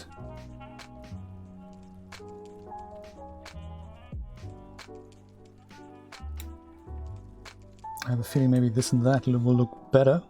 No, that doesn't look good. I suppose that looks okay. I like it. You just drag that in. And therefore it has selected that, and you go, yeah, that's not what I want, but thanks.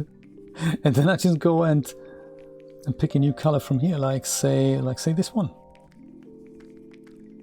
Yeah, or that one.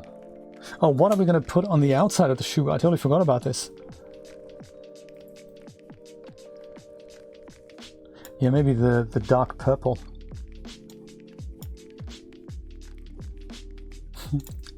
I like it. That is actually a very good workaround.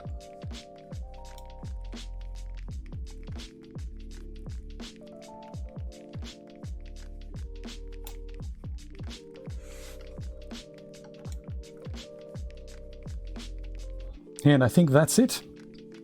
Oh, the sole. Yeah, I totally forgot about the sole. That already looks good this way in the blue. I might actually just leave that. I mean, we can try something else out.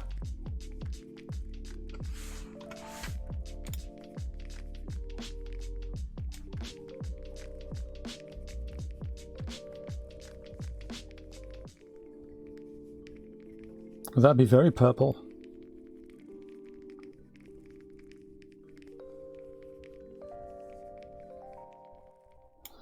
Good question. Do we prefer this? Or do we prefer this? I like the tone and tone.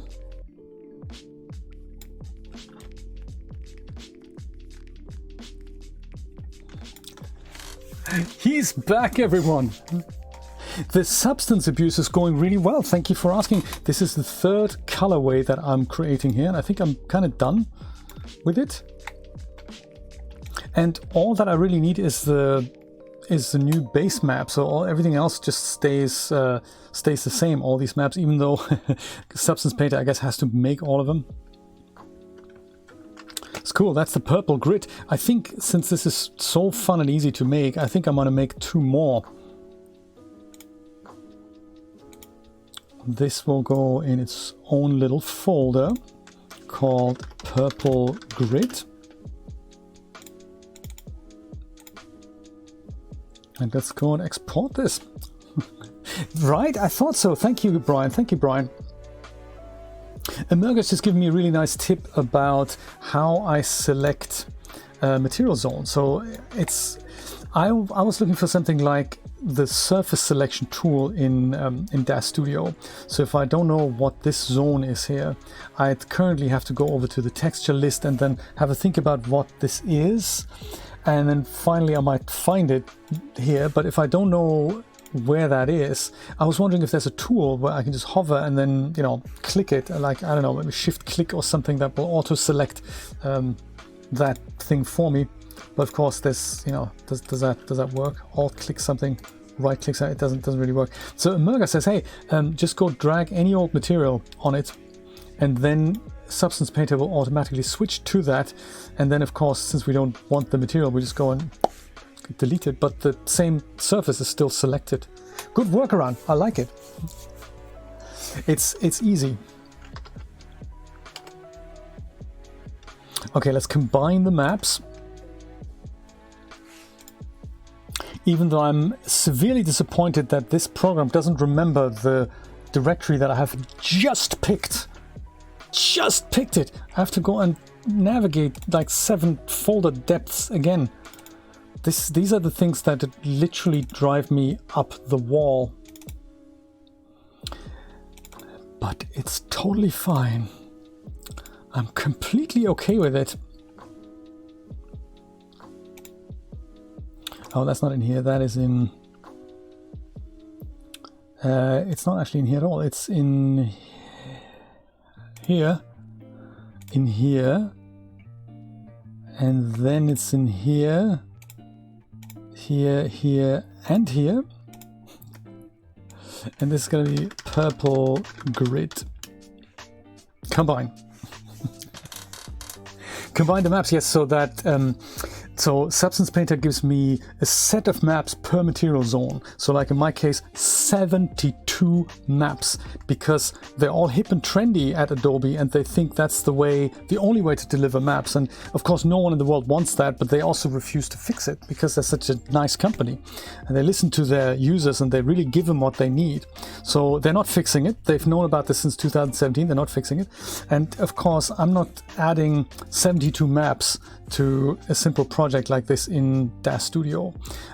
Instead, this program allows me to put them all together. Let me show you if I can show you this. Like the original maps, they look like this. So I have a tiny bit of base map for the heel, then I have another tiny bit of base map for the sole, and so forth, like 72 things. And this program combines them in a way that everything is on one map. Like here, so I've got all the diffuse combined, all the metallicity combined. I don't need this. And then purple, I think I don't need any of these. All I'm really interested in is this one here. That's what it's combined from, like, you know, so many maps. Yeah, so this is what that tool does, and it's good for game engines as well, because it's just you don't really want all that many maps. And there are ways to get around it in the, like, while you're working with Substance Painter. So you could remove all the material zones and use color IDs instead, but that's all messy because it just means more pre-work, and when you're already halfway to having done something, that's really not much help. So I find that really, really cool. And let's go do that, and now we have this. All right, ladies and gentlemen, the purple grid.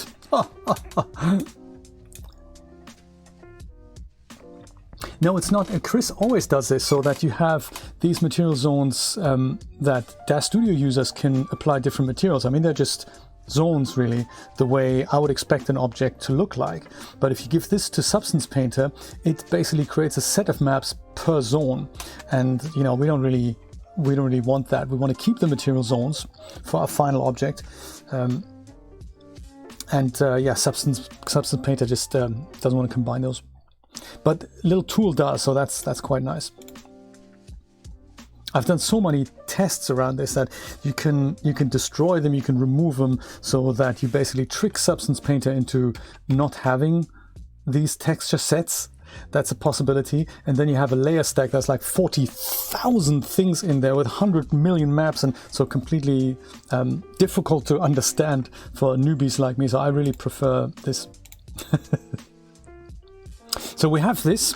We now have, oh, I actually need to save that that material preset. And then we can maybe grab a couple others from a little swatch selection. I'm really liking this. Must be a DAZ thing. Yeah, blame it on DAZ. Material preset. Purple grid. Yeah, so I suppose this is nice for DAZ users, because if you deliver not color maps, if you leave everything white, for example, then you could just overwrite one of these channels. So if I'm thinking I'd like to have, I don't actually have anything white in here, but anything, if I'd like to change the color of this here, that could be the liner. This is the surface selection tool I was talking about. I can select the surface, and then I can say, maybe I want to make that, I don't know, give that a different color. You can add a color to the map, make that whatever, dark blue, and then the user can make a change just to this part of the object if they wanted to do that. So, you know, it's a convenient way to keep these things intact. If you destroy them all, then, you know, they don't have that choice anymore. So that's why that's useful. Okay, let's have a look at another color swatch selection here. And I have two others. Let's go and hit the spacebar. Also nice. Let's get inspired. Yeah. The purple and the green could do something with green. I mean, what other colors are good for shoes? Kind of autumny colors. Yeah. That's a bit aggressive. I kind of like the idea of something blue. I think blue is something we haven't quite had yet. I could try and search, like Julia was suggesting. Just palette. No, that's not really what I'm after.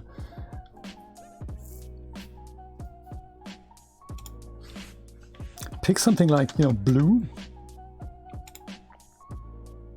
Ah, and I see blue palettes. All right.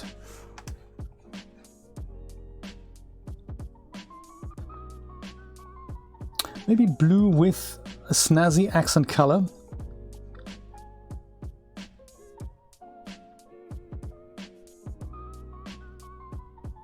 Something like that, maybe.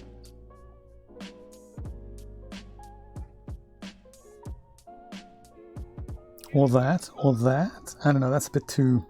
This is also nice. I think maybe this.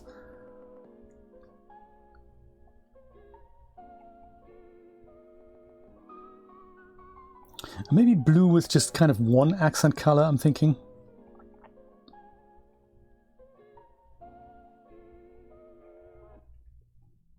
Or that, something like that, I don't know. It's not speaking to me.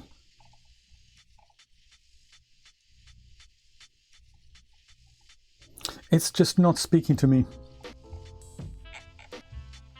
How about turquoise? Is that gonna speak to us more?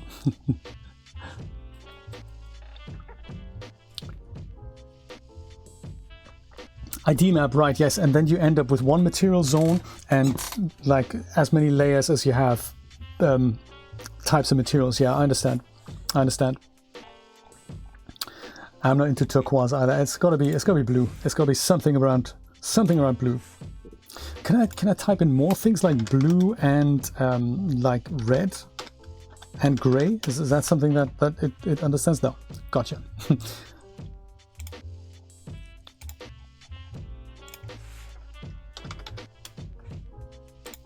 Can we do, oh, I see blue and red. Yes, I see. And maybe also gray, is that also possible? Blue, red and gray. No palettes, gotcha. Blue and red it is then.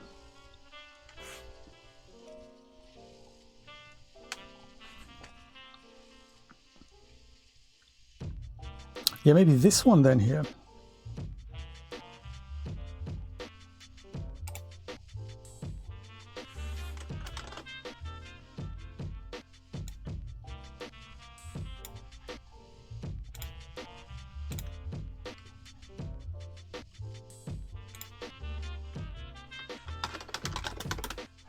I can see that working.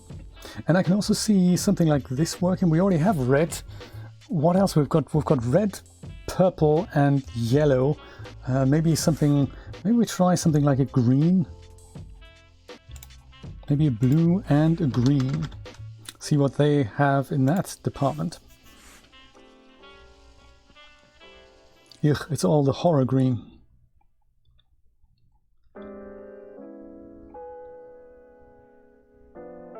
Yes, that here, that's fresh, I like that.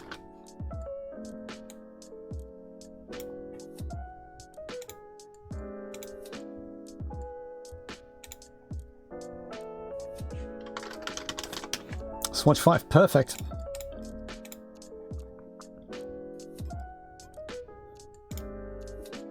So let's save this and call this Blue Grit.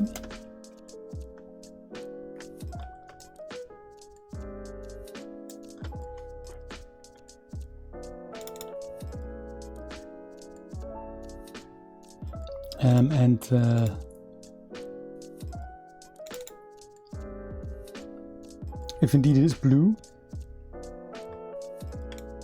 I like this idea, just dump any old material in here, stop caring and just get out of it right away. That's good, I like it. So maybe this blue, or maybe a darker blue. This doesn't even look like blue now. When I put this on, I have a feeling there's something else going on there.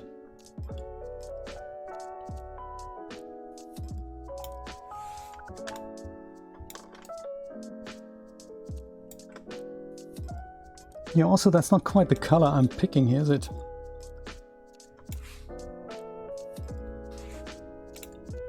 Dude, that's not this color though, is it? Hey! What? Why would... What? Why would that happen? Does that make sense? That doesn't really make sense, does it? I mean, color picker, right? You just left click and drag onto a color. This is clearly not some kind of gray mishmash. This is clearly a blue. Isn't it? That's correct, that's correct. That's also picking that up, that's picking that up, that's not picking that up. I wonder why. Maybe I'm seeing things. The swatch is broken. Okay, looks like I'm gonna have to pick my own dark blue.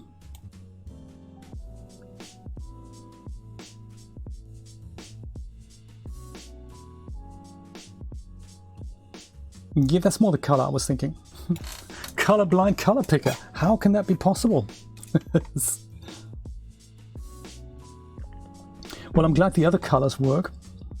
Maybe Substance Painter is a bit angry with me.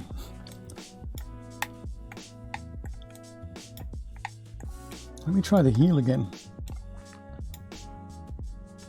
I love it! And then you just chuck it in the bin right away. I could totally love that. It's still mauve. It's still not still not that. It is, it's bizarre. Okay, fine. Hey, whatever. I'm totally okay with it. Just copying that value from here, chucking some random material on here, because that's just how we roll. We're Adobe. We're the good guys. Yeah, are you though? Ow! What, Control V doesn't work anymore? Seriously?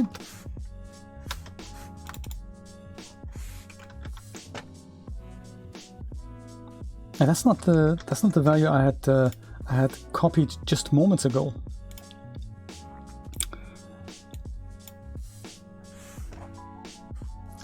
Convenience is our second name.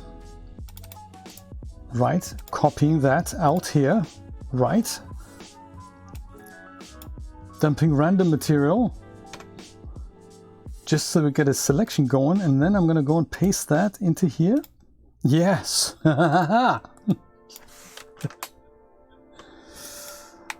Good stuff. Okay, that looks nice. I like that. And then the inside here, I'm thinking this pattern here, this grid, that could be either a combination of these two or a combination of these two. Maybe we'll do that, and then we have some kind of a color highlight on the inside there. Let's see if we can do that.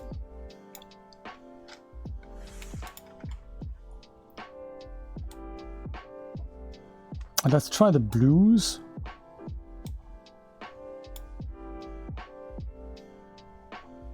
Yeah, I think that's a bit too dark. Perhaps try these. And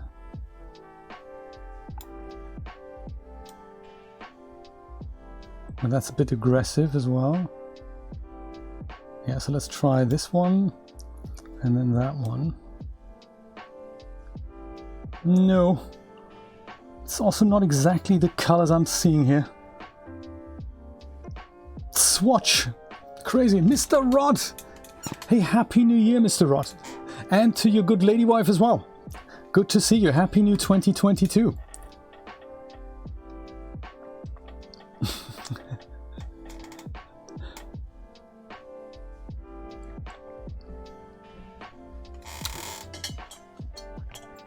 Clear and cold. Yes, Brian was saying that as well. It is very cold in New Jersey. Emerga, what's it like in where you are? Also cold?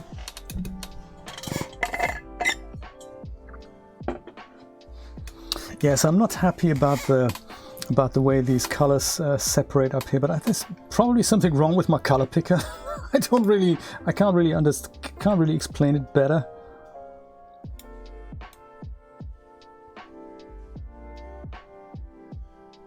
Just make it a little bit more obvious that there's some kind of thing going on here. Maybe that's nice. And then instead of the purples here, let's give it one more try.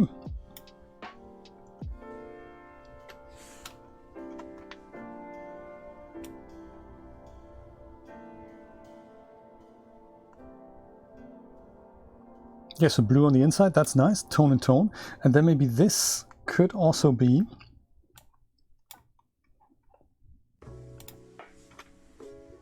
that's the logo, we need to keep that in place.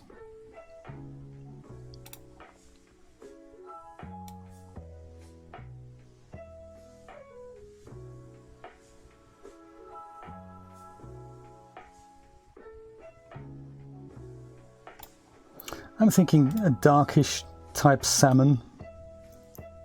Just make it darker.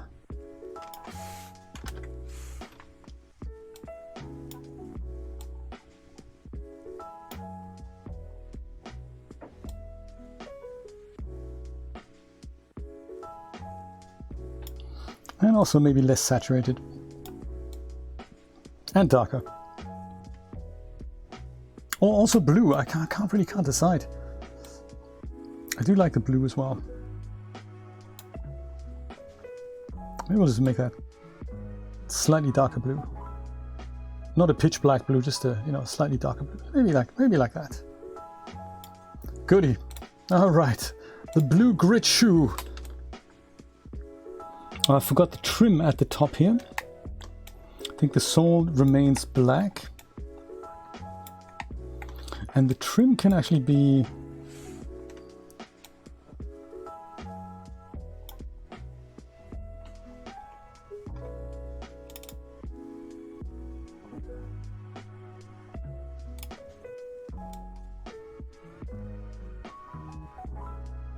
maybe a lighter blue. Lighter blue.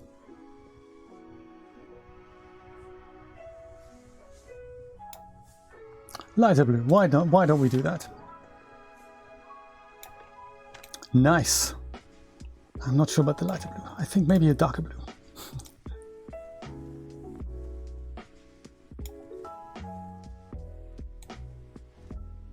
I like that. It's there, but it's also not there. And it's all blue.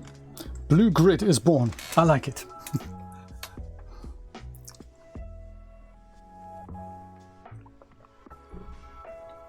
Yeah, you mentioned that before, Rod, that in your basement it's pretty chilly. Yeah, you gotta look after yourself in the harsh winter. Blue grit. And go and export.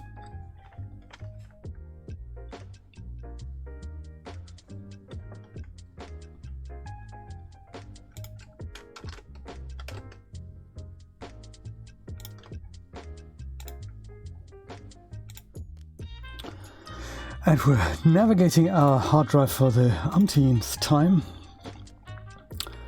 because it's also convenient. Blue grit.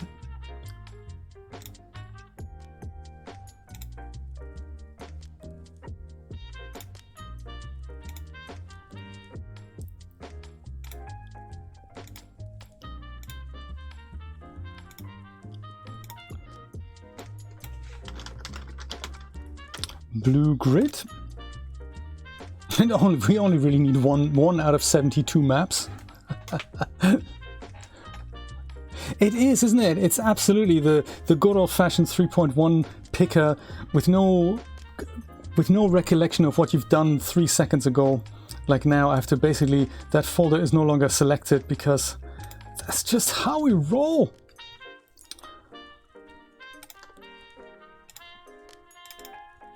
Oh, did I save this out as a material preset here?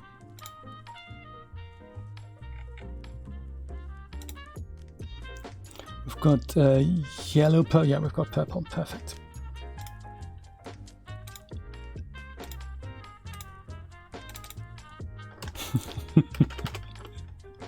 Why do we do it, Brian? Blue ambient occlusion, no. Blue, basically nothing else I need. Keeps it nice and simple. Oh yes, and then that goes on here, and that goes on here, and then we have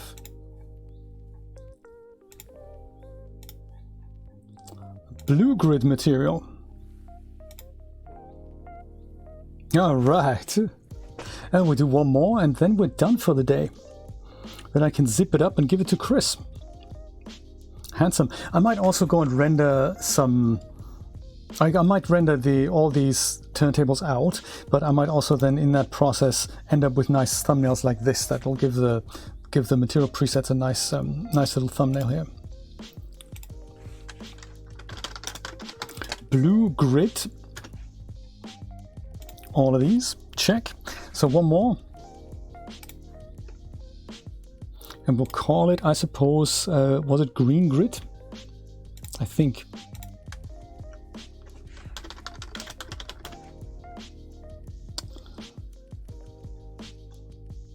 I see I'm a stickler for details here, so I'll say green grit with a capital G. Oh, okay, yeah, we can replace that, that's cool. I see. It doesn't quite recognize capital versus non-capital. I'm totally okay with it.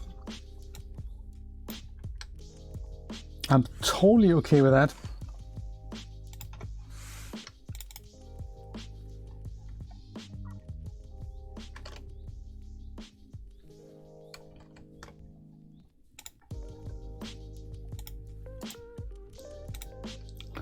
So this one then here, that was the green swatch.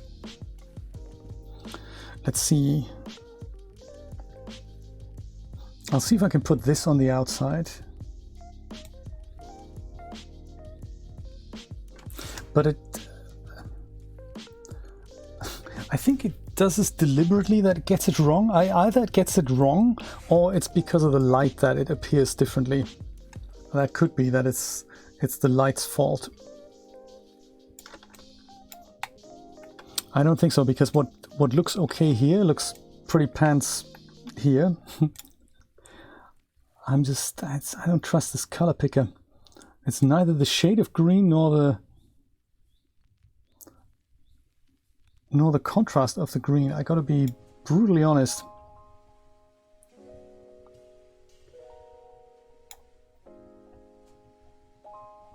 I suppose, I mean, I could have had a look at the hex values here.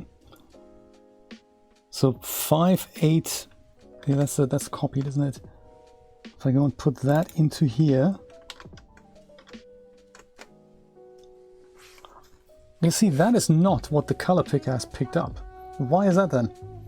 This is the hex value that I've copied from. Is that the right swatch? Yeah, that's the right swatch, isn't it? So if I go and left click and put that on here now, it's a different color, it's a different hex value.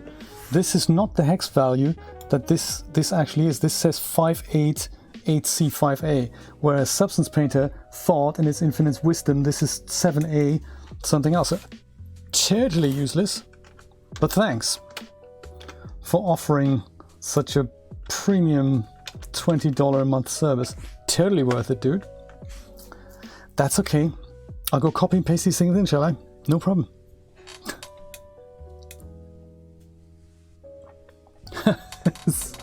It has its price, Rod.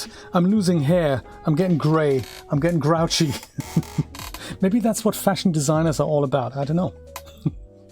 Things that should work clearly don't. And it's of course all my fault. It's not really, that technology is perfect. It's just, that I just don't know how to use it properly. That's the only explanation here. Everything's perfectly designed on the Substance Painter Twitch. One of those things. I do like it. I just wish it were, better. So green, I don't know if I actually like it, but I think I'll keep it this way. Let's see if we can, do we need it elsewhere? Hopefully not. This at the back, I'll just go and copy the hex values out from here. I'll try these, so that's the darker one.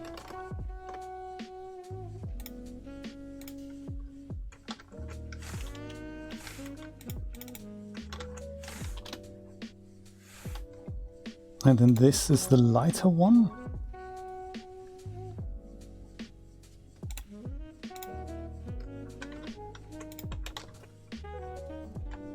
That might work.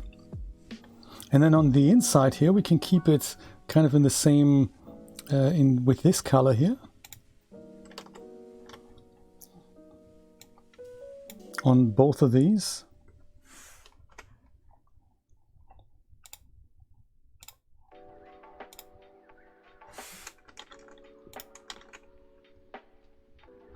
Or maybe that's too light. Maybe that's more something for that surface here. I might just go and put that slightly darker one in here. Yeah, I think that might be nicer. And then the lighter green can go into here.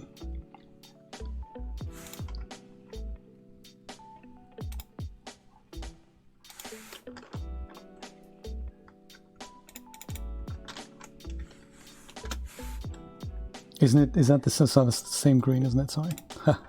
There, lighter green.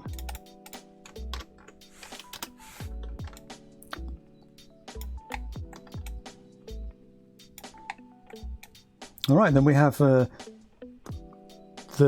dark blue heel, maybe, and then also the dark blue as the rim. Let's do that.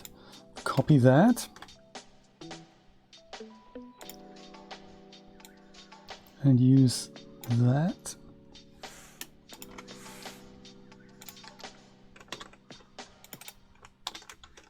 I like that when the color picker goes up, it's not actually in focus. Some other stuff is in focus, but not the color picker. Loving that. 20 bucks. Surface selection tool. Nah, we didn't put that in. We're not gonna fix that. Why would anybody do that? Yeah.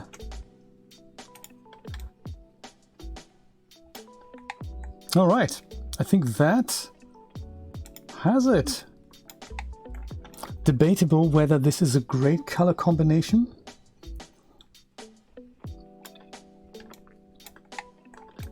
Green and blue. I like it. I like it. Okay. Export.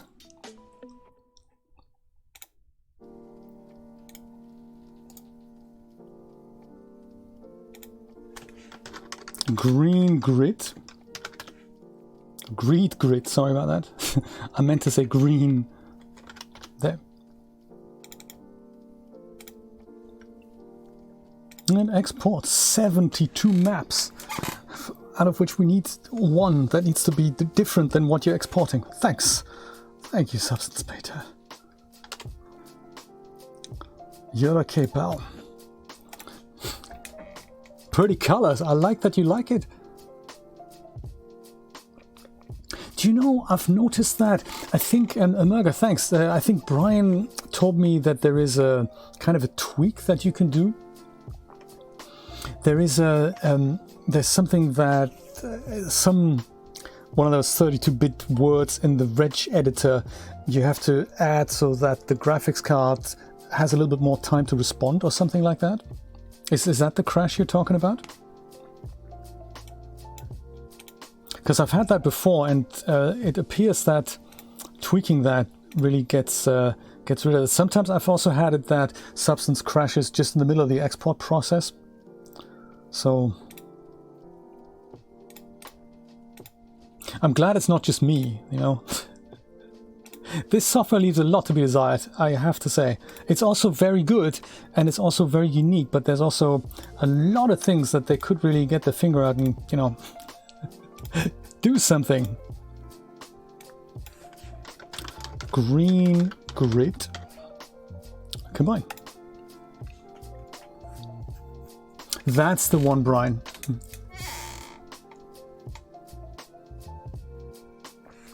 Do you know, Rod, that's another video that you could make that I'd be eternally grateful for. How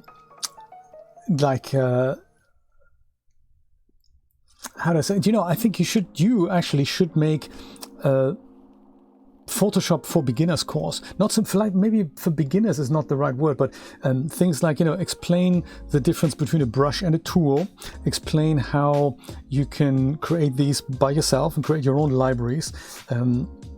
Look at some examples of good swatch libraries, how you can make your own, get rid of the ones from the defaults that you don't need. Those types of things. That'd be really helpful. All right, here comes the final material of the day.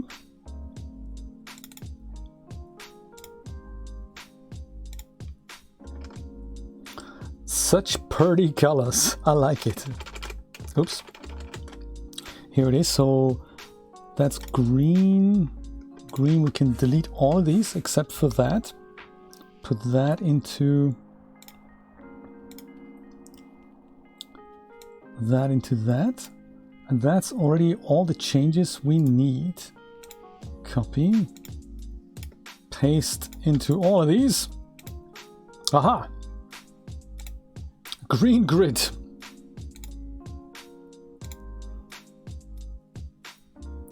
Okay, material preset, green grid. For all these surfaces. And that is that. So 5 materials. I like it. And I've changed some things on the projection so that that all these little grid indentations are not distorting at the front tip there. So that was neat. Let me see what the render looks like if I just go and grab the first picture, because I think this might work as a neat thumbnail here. It might, he says. It might not. Oh, I see. So it just gives results that aren't right, and the only thing works is to reboot it. Oh, I see. So you mean that might be the issue with my color picker? Oh, I see. I see. Thank you. That is actually helpful. I will try that just now and see if the colors come good as expected. Oh, I see. That is what you meant. I thought you meant it. Right. Okay. A crash. We always associate a crash with the program actually crashing, but there might be other things that might be going on that prevent it from working properly. That makes sense. So I think I like the look, just the basic look of this. This might be. Is it a bit too hot? Perhaps. I mean, perhaps.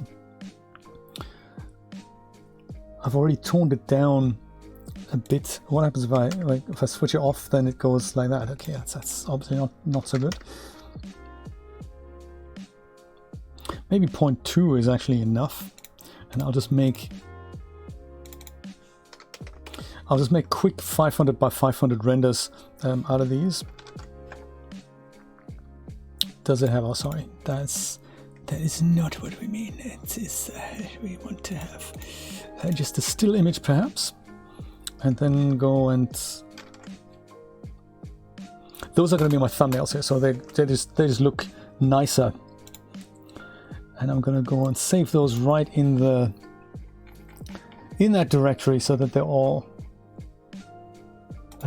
okay. That's going to be in people, Genesis Clothing, C Cox, Vivian Pumps, Jay's Mats, and that's the folder.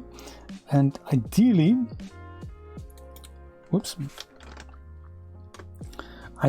I would remember what the file name of that is. Just green grid, isn't it? greengrid.duff.png. I'm going to save them somewhere else and replace them separately. Okay, fine. I'll do that. Okay, so shoe thumbs.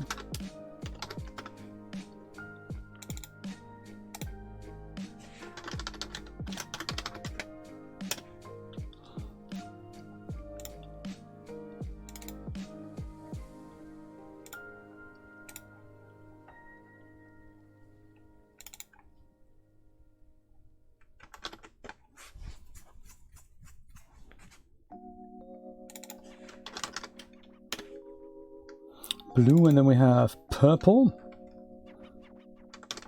I do like it. I must say, I'm mighty proud of me having created that. That's very good. So it was worth going through all the pain and agony. And this is red.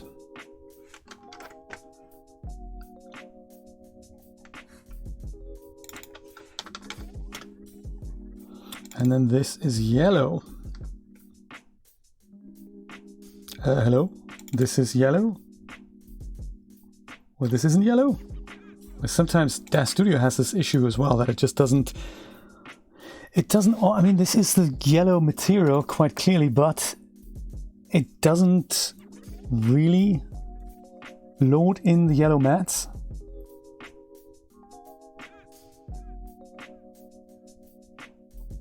I wonder why that is. Let's just pick them manually then. Yep, that's definitely the red ones. I don't know how it did this and then save itself a yellow thumbnail. But hey, who are we to judge? It's like Rod says, is anything normal in 3D? No is the answer. Material preset. Yellow grid.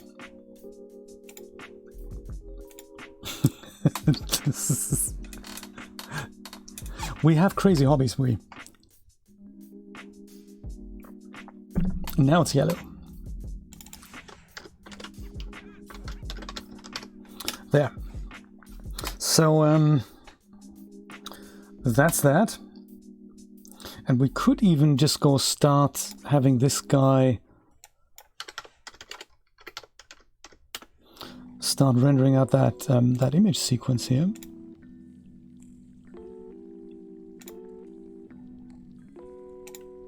Okay, that's animation, so we'll call this yellow while this is on here. It doesn't actually take all that long, so yellow hyphen and off you go. You can do that while we go and amuse ourselves with making sure the thumbnails are replaced correctly.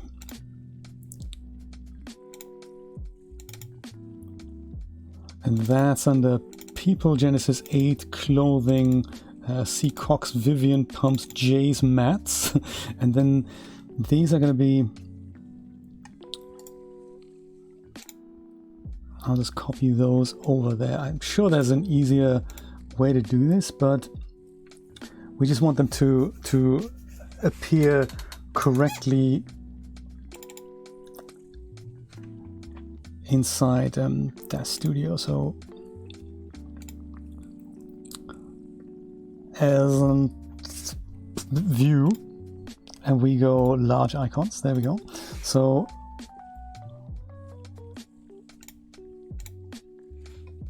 I'll just copy that, delete that, and then put that in here. And then just go paste that in there. Great. Now we'll do that. Same thing here. Copy, delete, green guys go in here. Replace file name. Check. Since it's only 5, it's actually not all that bad to do it that way. Delete. Purple shoes. Check. Paste that in there.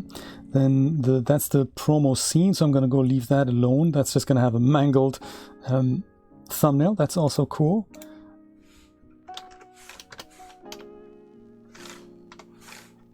Delete, red goes in here.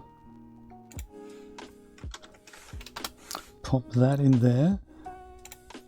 Yellow, file name, copy and delete. And good, thumbnail goes in. Needs to be named like that so that DAZ Studio recognizes this without issues. Rendering frame 20. Okay, so this could take a while, but yeah, there we go. That's nice. I'm gonna go, just like you said, Emerga, I'm gonna go and save this, close Substance Painter down, and just check when I go and open it again, what happens with the color picker. Just out of curiosity, I'm kind of intrigued by that. No worries, Rod. I'm gonna call it a day here as well. I'm kind of done for what I wanted to do. I can leave these guys rendering and then, you know, do something else entirely. Let's see. I'm really interested in seeing what happens here. I might go and open the yellow project and then replace it with the green swatch here. That might be nice. Or whatever swatch is open still. Yeah, there we go. That's one of those that wasn't quite working correctly. Shoe upper, that was that this? Yeah, perfect. So shoe upper in here. If I go and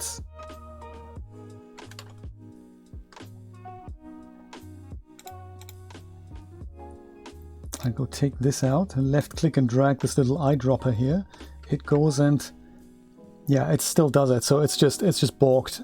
It's just balked by nature because this color value did not start with a 7, I don't think. And it is also not the same green. So I'm glad we checked though. I'm glad we checked. That's neat. That's good to know. Alrighty, my friends, thank you so much for being here with me. Actually, there's one other thing that I wanted to do. Just quickly, while one version of DAZ Studio is rendering, let's just go, just have a look at my thumbnails in context, because I think, you know, that'll be well worth it. If I just go and open a second instance of DAZ Studio and just see what these thumbnails look like in, you know, in the material library, that would be, I just want to see what that looks like. And we have that library is not mapped, so let's go and add that. Chris Cox, Vivian Pumps, there we go. That's that. Open that up. And we go to People, Genesis 8, Clothing, Chris, Vivian Pumps. There we go. That's what they look like. So except for the mangled ones here, this one and that one, that looks rather handsome. Goodie. So I'll send those over. I'll render these little turntable animations out. I'll render those, and I'll wrap all this up and send it over to Mr. Chris, and maybe if he likes it, he can go and add it to his little project. Thank you so much for hanging. Have a wonderful rest of the year. I'm not sure if I'll be back. I'm sure I will be. I don't know if it's going to be tomorrow or another day. Thanks for hanging. I will see you when I see you. Take care. Thank you for all your help, by the way. I appreciate that.